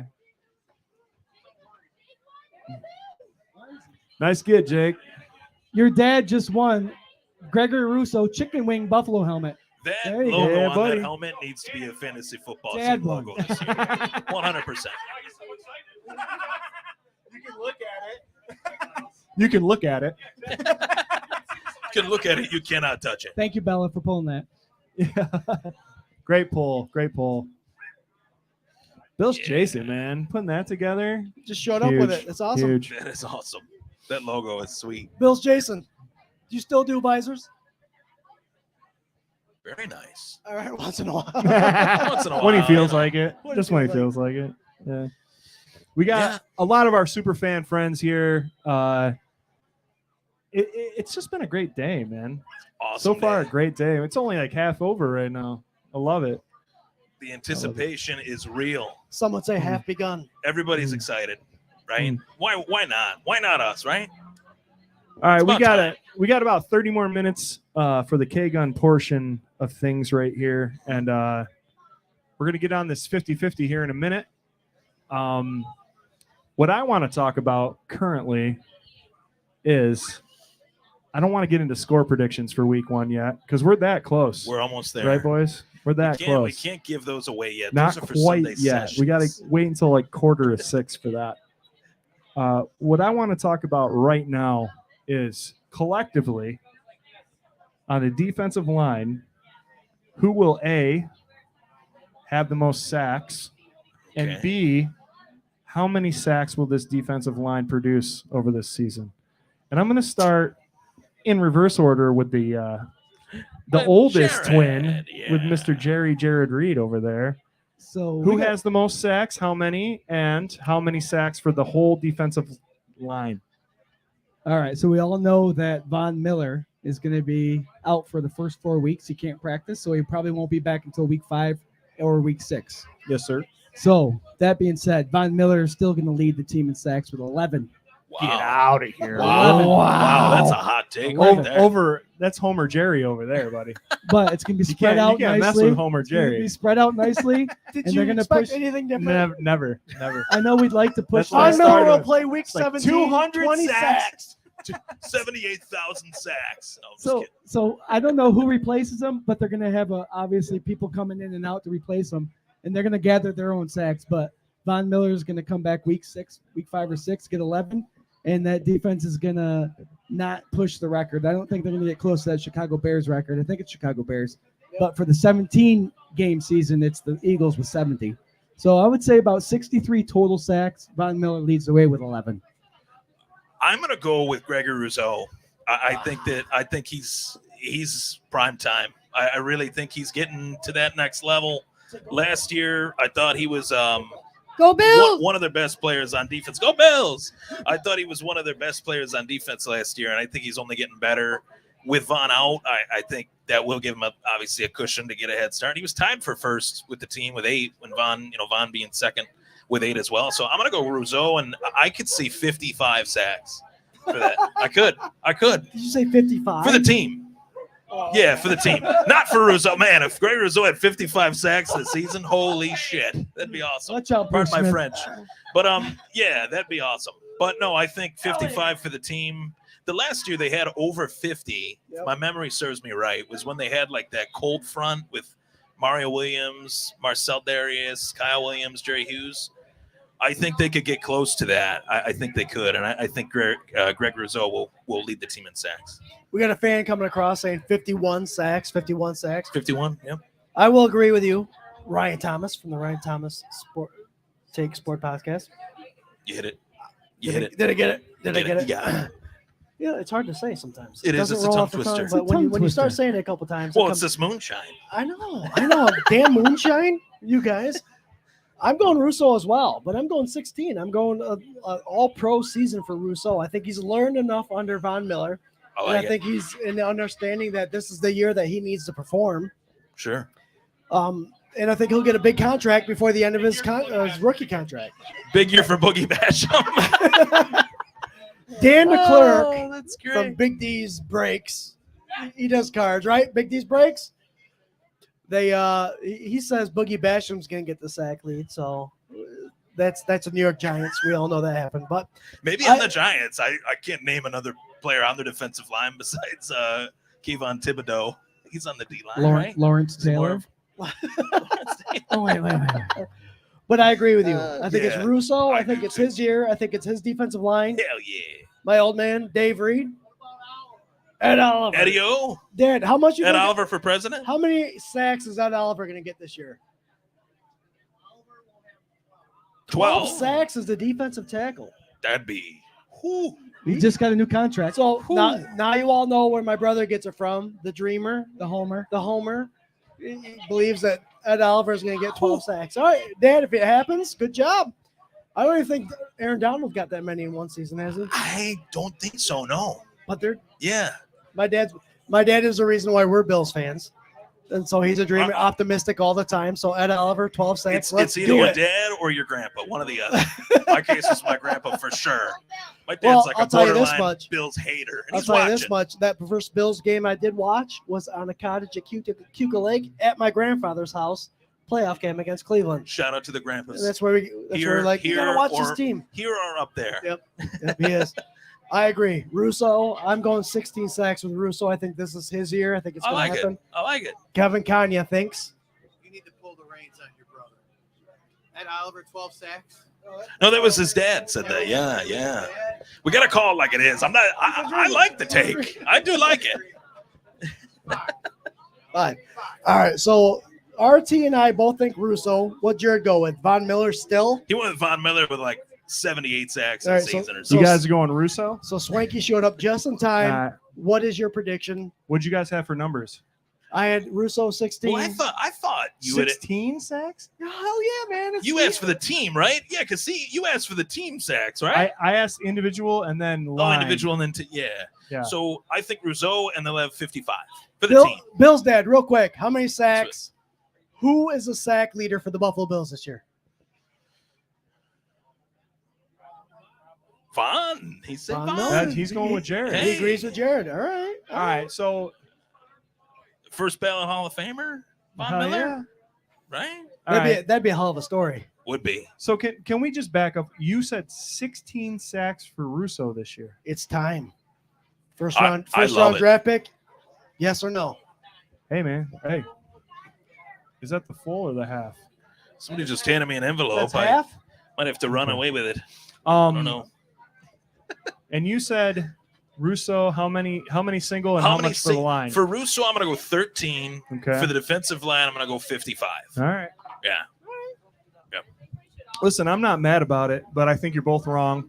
I love Russo.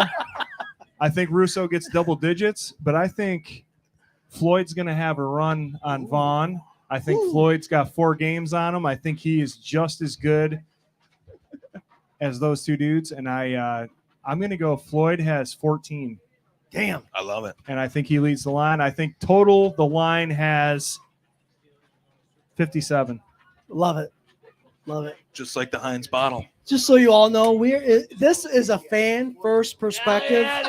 We don't have any ties in with the Buffalo Bills, none of their social media, but we are fan first Outside of our perspective. heartstrings. We are part of the Buff fan base, though. Nora, come here. Buff Fan Base Network, and we are Yes. also sponsored by 26 Shirts, which is a beautiful thing. My daughter is about to pull. Oh, Get your 50-50s. We got Jump your, first If you got 50-50s, 50-50s, get them out. We're going right now. What's the half right now? What's the amount? 234. 234 for the half. You're gonna win 234. $234. That's not Daddy. It's Uncle Daddy. Pass We're it, twins I'll up here, pass it. so They're both twins, and she pointed apparently at my Ryan. wife confuses us. 50-50 000 1264 1264. Hey, Bill's dad! Can't go wrong with Bill's dad. Hey. Are you living on a prayer right now, or 1264. We got a match. We got a Nice. winner. It's official. Von Miller gets a dozen. Oh no, here you guys say it. Von Miller gets a dozen. But Rousseau and Floyd? Floyd both get double figures too. I love it. I love love it. it. You can follow Bill's dad on all social media. He has a great weekly segment. He does Might want to, put an that awesome away. cover for every week. I love it. Please Good to see follow you, him. dude. Good to see you. So, We're super glad you came. Thank you so much. Smite, let's do another 50-50 for later. Let's start it now and just go. Hey, well, you got to get on the girl that does. You got to Okay. get on Karen, bro. We It's will sticking be to your running elbow another right now. 50-50. All right. Go, Bills. Give him the mic. Come on. It's a smart kid right there. Go Bills! Hey. Hey, hey. Hey, hey. Let's go, Buffalo. Let's go, Buffalo. Let's go, Buffalo. Bill's making you wanna. You heard him. We You got heard- another you 20-minute heard him. drink. That's right, damn it. We got another 20 minutes of the K-Gun report right here. And then at 6 o'clock, we're going to start giving away all those raffles over there. So if you want to get into all those sweet raffles, go ahead and grab some tickets if you haven't yet.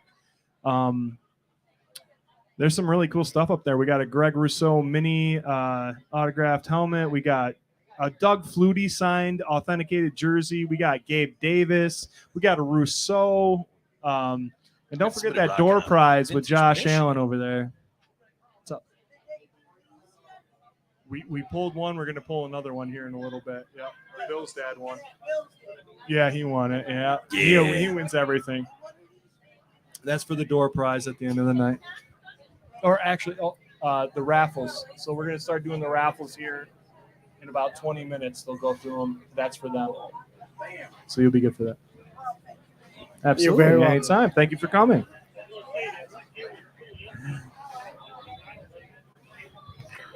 It looks like we got a pickup cornhole football game going on over there with all the kids. So if you want to get involved in that, go ahead. Right now, I coach some of them. So they're Oh, pretty do good ya? tacklers. Listen, I'm seeing some spirals out there. I'm seeing- Might be listen. the next young Josh Allen out young there. Trey White Donk over here. He's got it. Go ahead. Let's go. Bomb it. Let's Sling go. it. Your Sling best it. throw. Your best throw. Oh, That's pretty see? good. Look at that. And the catch That's was good nice. too. Ready? Ooh. Oh. We won't tell you what happened. It was but a little you probably high. guessed. I think that throw was a little high. What do you think? You know what? The attempt was there. So I got That's for sure. I got some Sacrifice mid lakes. spotty. I got some mid lakes junior Eagles out here tonight. Oh yeah. I do coach the mid lakes football team. We got Woo! flag B and C.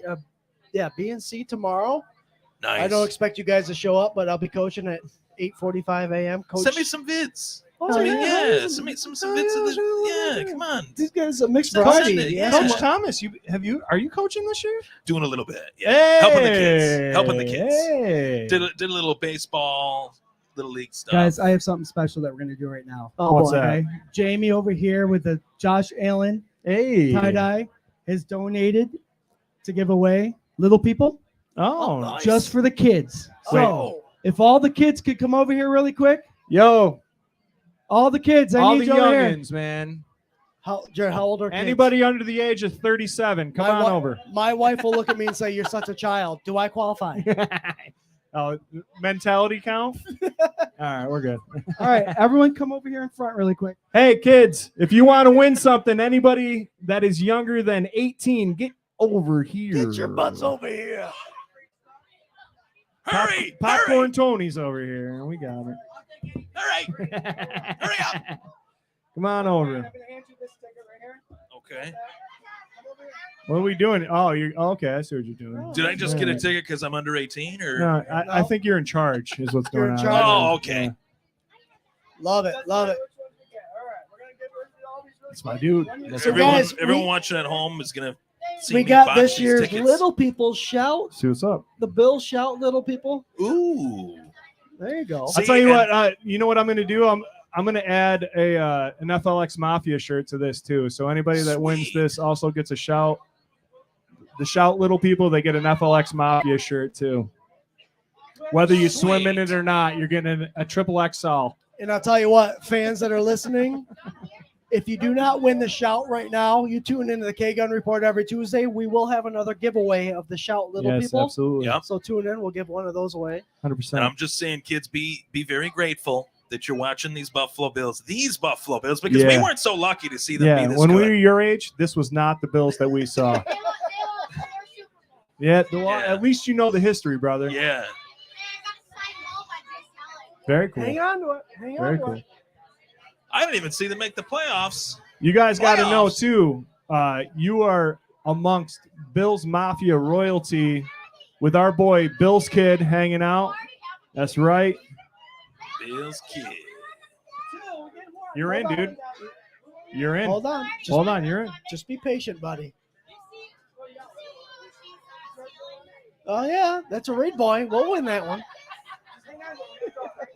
Hang on.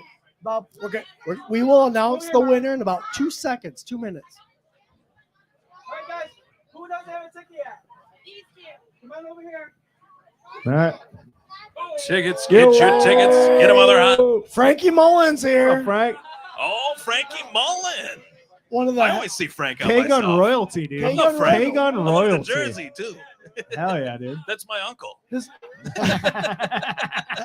one of- Thurman Uncle Thomas. Thurm, It's my dude. uncle. Uncle he Thurm. coaches the Manchester football team. They had a game Really? today. How'd they do? Yeah. All right. Hey, Well, you lose some, you win some. it's time Yeah. to learn. Laying Time the to learn. foundation. There you go. So All right. we're gonna pull tickets. Kiddies, make sure you don't go too far. We're gonna pull this right now because old Uncle Jared, he's taking about 37 minutes to figure this out. So here we go. This is for a Little People Shout for Charity event and also an FLX Mafia jersey. Let's go, Bills! Hey. Hey. Yeah, and unlike the Bears set, we actually got 4 players. Here we that go. can put in the set. We're pulling the number. Listen, make sure you got your numbers. You got Scooter's got it. Scooter, give us the number. Last 4 digits. 1329. 1329. 1329. There you go. The Diggs jersey. Hey. Woohoo. Thank Hey, you. hey, Diggs. Hey, Diggs, come back here. Come back here, Diggs. Come back here. We're gonna get some on-field reporting right now. How do you feel after your win? Good. Well, I need you to go over there to my sister. She's the blonde, and then tell her what size T-shirt you wear. You won a FLX You won a Mafia t-shirt, shirt too. All right. 2 prizes. Congratulations! Thank you all for playing. Swank, the original Finger Lakes Mafia. The am I right? original finger. You know, Yeah. it started right OGs. here a year ago, actually, on this day. Well, the merch did. Well, I mean, the merch did. We're in Yeah. the yeah. Thanks for playing. Micah Hyde. How many? Who? 50 picks? Micah Hyde. Oh, Micah. 50 picks. Lisa Johns. Man, I'd faint 50 if you had picks 50 for picks. Micah Hyde, making up for last year. I love it. Very ambitious. Love it. Making up for his career, apparently. He could ride off into the sunset after a year like that. That's for sure. Here we are. We got about 12 minutes left in this lovely live stream. Thank you guys so much for hanging in. What a fun time, man. Right? Every Right, man? year just gets better. We're gonna do all the raffles right after the live stream. And then at 7:30, we got the Endless Mountain Derelicts coming on, which is weird talking about the third EMD. person. You know what I mean? Third person speech. Right there. We do have our new CD over there for sale. If anybody's interested, we got some T-shirts, free stickers, all that kind of stuff. We'll say, Swank, if you're not interested in the CD, just listen to the first song. Then you'll be obligated to get that. Yeah. Sure. Rock and roll. Rock and roll, man. Rock and I roll. love some rock and roll. What We I have missed. it. We have a Spanish punk rock site that reviewed our album in Spanish. Really? See? And we translated Whoa. it, and it actually was pretty good. That's pretty Yeah. awesome. That is not a bit. That is is true. pretty awesome. That's I'm pretty not gonna cool. lie. Yeah. For you fact Um, checkers out there.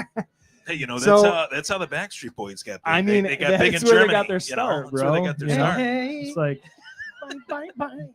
they wanted it that way, you know. So what we're gonna do right now, because we're a week and 2 days away from this first week 1 matchup, right? Hell yeah. So what we're gonna do right now, we're gonna do Score Me neither. prediction. Score prediction. Bold prediction. X Factor. Just like we would do on the K-Gun report. Score prediction. Bold prediction. X Factor. And we're going to start with the guest of honor, Mr. Ryan Thomas. Woo! Man, pressure's on. I'm going to go, score-wise, I'm going to go 31-21. Ooh. Yeah. I think it'll be a competitive game, but I think the Bills are going to win it. Hey.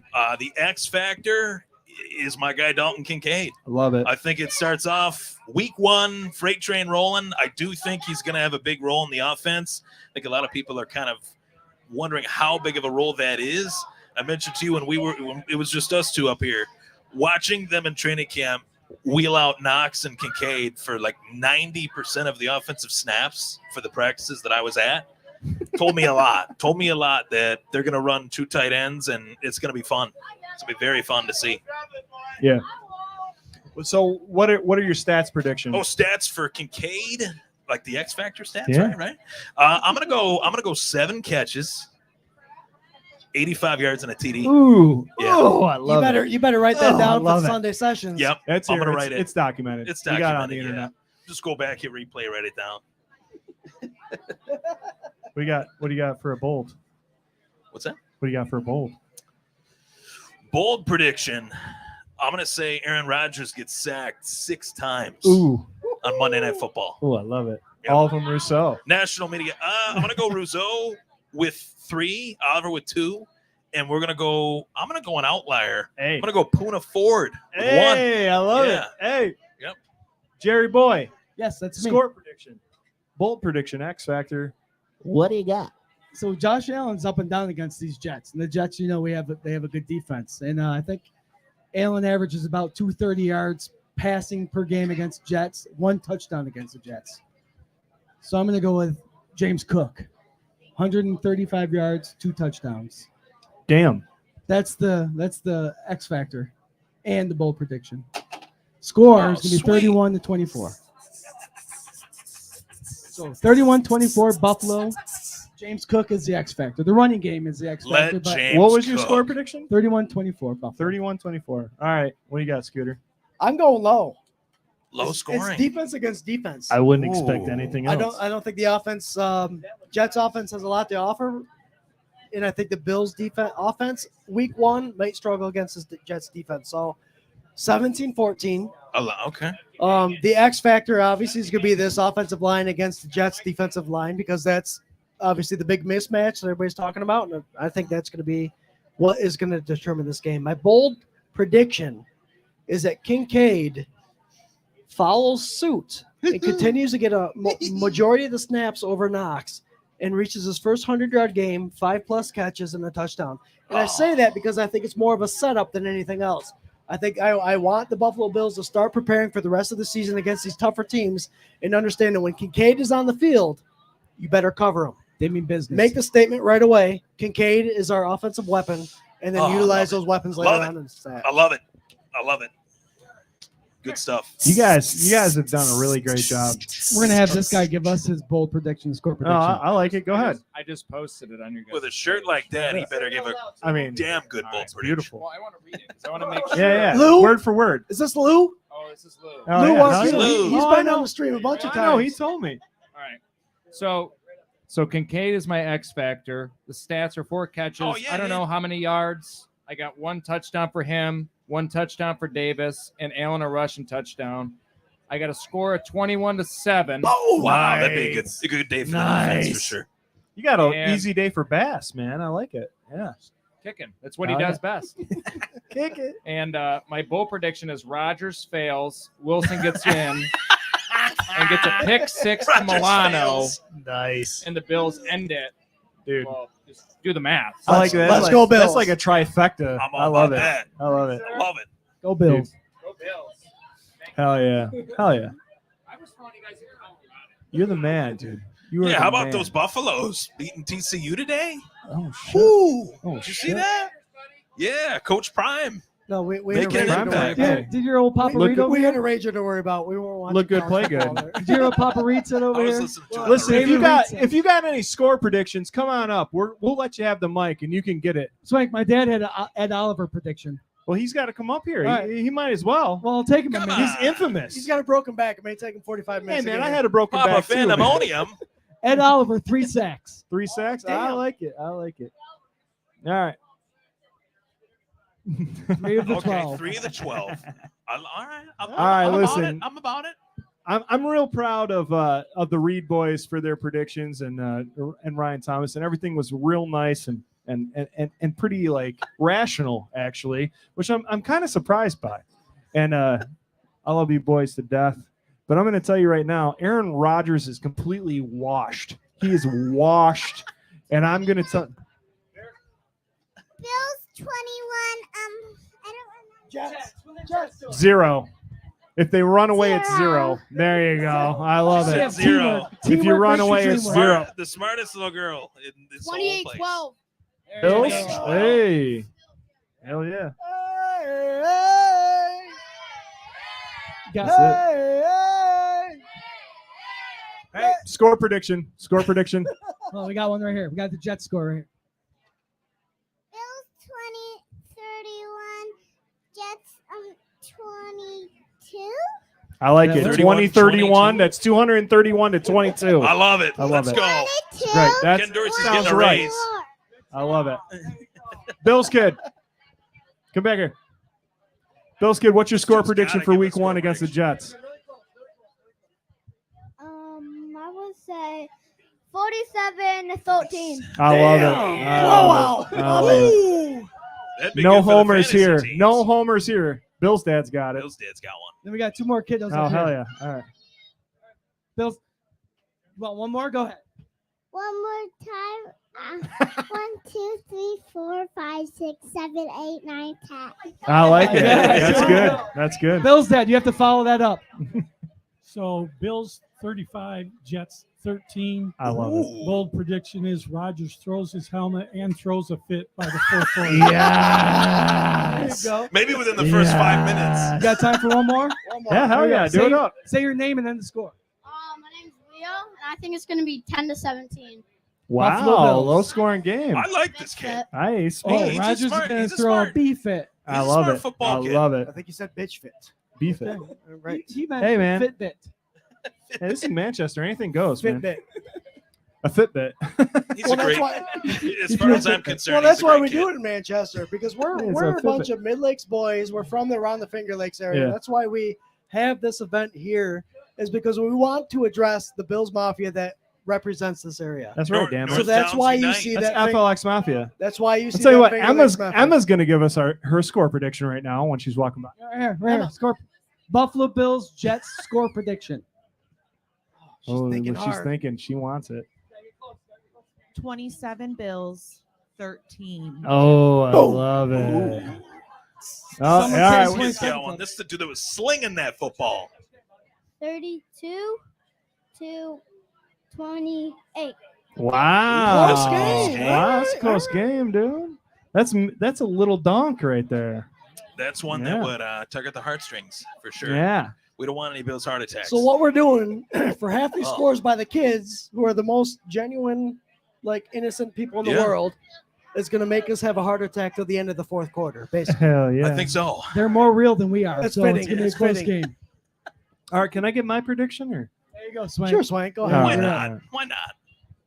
I think Aaron Rodgers is washed. I think he's going to throw 2 picks, a la 6 years ago when he did it before Josh Allen was even in existence in Buffalo, right? And in a lesser, we learned about players we didn't even know existed when Aaron Rodgers played in Buffalo last time, and it was beautiful. So my bold prediction is Aaron Rodgers is going to play and throw 2 picks. My score prediction is 35-13. I love it. I think the only player on defense that's really going to have a day is Sauce, and it's going to be like a breakup, maybe a breakup, maybe Pass the Fletcher. like a breakup. Who's getting your picks? Let's go specific. Who's getting the picks? Who's getting the 2 Well, picks? I'll tell you, I'll give him Milano. I'll give him the other one. I love that. Lisa's boy, Micah Hyde, coming back first week, getting his pick. What about That's the way it goes. What about J-Po? Sure. Oh, you want, go ahead. Yeah. Elson wants to make a score prediction. Go ahead. 24 and 23. 24 to 23. 23 Wow. Bills. 24, Nail 23. biter. Nail biter. Did you hear me? I predicted that Micah was going to have a pick, by the way. That was for you. He's got to have more than that for that 50 prediction.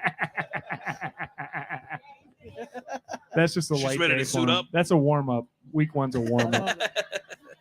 Yeah. Hey. She's got some signatures on that. Dang. The helmet's loaded with That signatures. helmet's loaded. That's awesome. My X Factor is going to be none other than Leonard Floyd. Bam. Starting that campaign, which I talked about earlier, 2 sacks, Savvy making bat. Rogers' day just miserable. Miserable. Miserable. You know, this is a competitive sport that we're playing in here, right? The Buffalo Bills. Yeah. NFL. Kevin's got a score prediction. I can feel it. 24-21 Buffalo. The X Factor, Deontay Hardy. Okay. Ooh, well, I like the little guys. Oh, You yeah, know? baby. Shout out to the He's little going to guys. have 6 catches for about 70 yards and a TD. All right. And what was the other thing we had to do? X Factor. Bold prediction. Aaron Rodgers breaks his head. Because he's old. I like that. Is that Bills an by a old million. joke? Jets players die. Bold prediction's going to be Tre'Davious White, 2 interceptions. Okay, I like that. Oh, Welcome back. Welcome back. back I to like it. elite. I love it. So All it's right, here like- we are. I was saying that defensive end and defensive tackle position is full of competitive guys. Uh-huh. So it's just going to be crazy to see them compete. They're going to be jarring at each other all season, comparing stats, because you know they are. Who's getting what? It's going to Yeah. be exciting. They're going to wreak havoc on It's any going to be a good quarterback. time, man. It's going to be a good time. Rodgers is in danger. I literally can't believe that we're this close. We're very close, Like, guys. 8 days? 8 days, Yep. really. Like, it's We've been crazy. closer to the fantasy draft. I got to redeem myself. Ooh, yeah, that's 3 days. I'm making Ryan feel really uncomfortable. So the camera got knocked a little bit. I actually It's feel okay. I The only feel way- 100% comfortable. Did you know I'm a massage you should feel therapist? comfortable I because did. Jared I did, refused to join the 24/7 fantasy football Yes. league. Oh, really? Well, that's one more win for He's me then. intimidated by us. So after finishing last year, who's your first pick? Oh, I mean, I don't need an answer. I just want to let I everybody know you kept finished Jamar last. Chase, so technically Jamar Chase, There you right? There you go. go. There There you you go. go, buddy. Hey, Oh, You a lot got of me work. A one. lot of work to do. no. Lot I of didn't work to keep do. anybody. I can't wait. Can't wait. All right, kiddies. We're going to do some final thoughts. We're going to sign off. Yep. And then the Reed boys here, they're going to give away a bunch of stuff. All these raffles are going up. And we want to really thank all of you for coming out and making the 3rd regular season Rager so special to us. So thank you guys. Round of applause for all of you. Hell yeah! Appreciate you guys. Oh, hell yeah. Hell yeah. Come back here. Come back here. Yeah. Yeah, absolutely. We got Bill's kid coming back. That's our dude. Absolutely. Awesome. But don't forget to tip your bartenders inside. Don't forget to go get some barbecue from Blackheart. We got t-shirts. We got stickers. We got all sorts of stuff over here. You can probably still get in them raffles if you really hurry right now. Yep. Definitely in the door prize. Get on it. We got some music coming up in about an hour and a half. Scott, Mhm. I want you to sit here and think while I ask your brother Jared what his final thought is. Jared? Get in here. 2023 season's right around the corner. You can smell it in the air. Fall seems like it came earlier this year. But I'm excited to watch the games. I'm excited to see everyone's comments because we have a live thread going on throughout the game. Hell yeah. So get on that. And what a beautiful thing. I see a lot of people here, but the best thing is seeing all the kids running around and acting crazy. You know, having 4 little ones myself.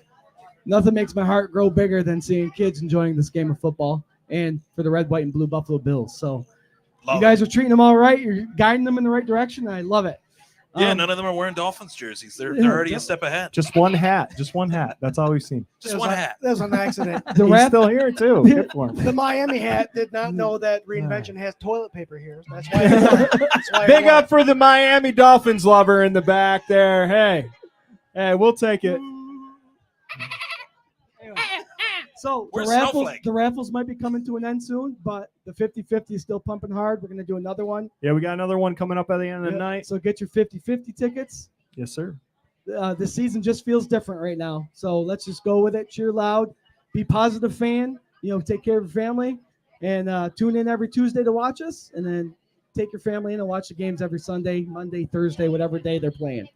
Thank you, guys, for coming out, and go Bills. Hell yeah, go Bills. Listen, this next guy right here, like I said, he's been with us since the beginning. He is one of the best voices in Bills podcasting. Buffalo to New York to Florida to wherever the hell you want Shout to out be. to Lockport, Yes, the goddamn hometown. right. Listen to that voice, that gravel. Smooth. Oh, it's so beautiful. We're so excited that you guys all came here. We're so excited that this dude has been a part of our lives for the last 3 years. And Ryan Thomas, what is your final thought for the evening? Man, what an intro. Thanks, buddy. Wow. Yeah, I would say these last 2 years, honestly, I think that they should have been in the Super Bowl. And I think they should be in the Super Bowl this year, too. I think these last 2 years could have been the year. This year could be the year. It's really ours for the taking. We just got to take it. I think this team has been knocking on the door and they've come up short, but there's a lot of new blood that I think is going to be that extra X factor that the team has been missing for all the reasons that we've discussed. And I think this is their division. I think the AFC is theirs to take. They've been a thorn in Kansas City's side. They had them against the ropes. They just let them out the corner, and I think they'll get them back. They'll get them in the corner, and they're not going to let up this time. So Super Bowl, let's go. This is Buffalo. I love it. I love it. Scooter Magooter, my brother from another mother. What's your final thought? My final thought. Yo, give me 2 claps and a ring clap. Woo! It's a long ass season. Yeah. It's a long ass If season. you're not on the K-Gun, you don't know. Go ahead. And the best way to enjoy this season through trials and tribulations, whether you're happy for a win or you're pissed off because of a loss, come join us every Tuesday night on the K-Gun Report. Yeah. We talk about it all. We're a fan-first perspective. We're not on the field. We're not there taking the reports, but we are fans of Buffalo Bills football. You come join us. We'll have that conversation. We'll be Right. pissed off with you. We'll be happy with you, but let's enjoy the ride together. And the K-Gun Report every Tuesday, 8 p.m. Sunday sessions, hour and a half before every game. Mhm. I'm throwing the drum away. Wakey, eggs and bakey with Sunday session. Oh, hell yeah. Oh, hell yeah. And the reason we do this is because everybody here. Look at the turnout tonight already. That's right, damn it. And It's fun. Who'd have thunk? It's So fun. my final thought is God bless the United That States. wasn't your God final bless thought? Buffalo Bills. Let's play some fucking football. Yeah. Hey! Amen to that. I think Frankie Mullins got us onto something right now. Woo! Guys, thanks again for showing up tonight, and really, like, we are more than humbled by everybody that's shown up over the last 3 years, everybody that supported us over the last 4 years of doing this live stream. I joined this while these two dudes were building the page, and been lucky to meet a lot of you through that, and really just so happy and so blessed for all of that. I'm going to tell you right now, the Bills. Shout out to all the wives. Yes, hell yeah. Shout out to all the 24/7 wives. Really, She's by your good. Oh, okay.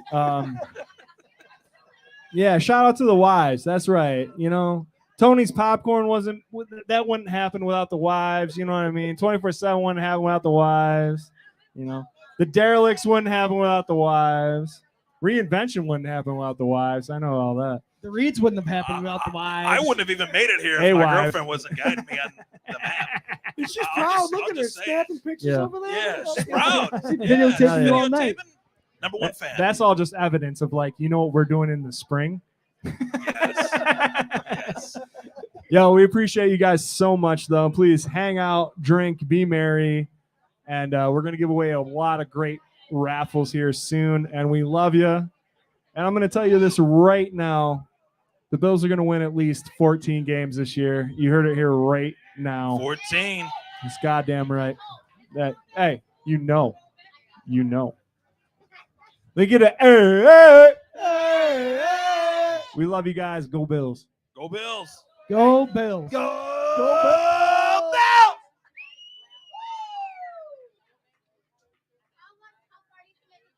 Over the mountain.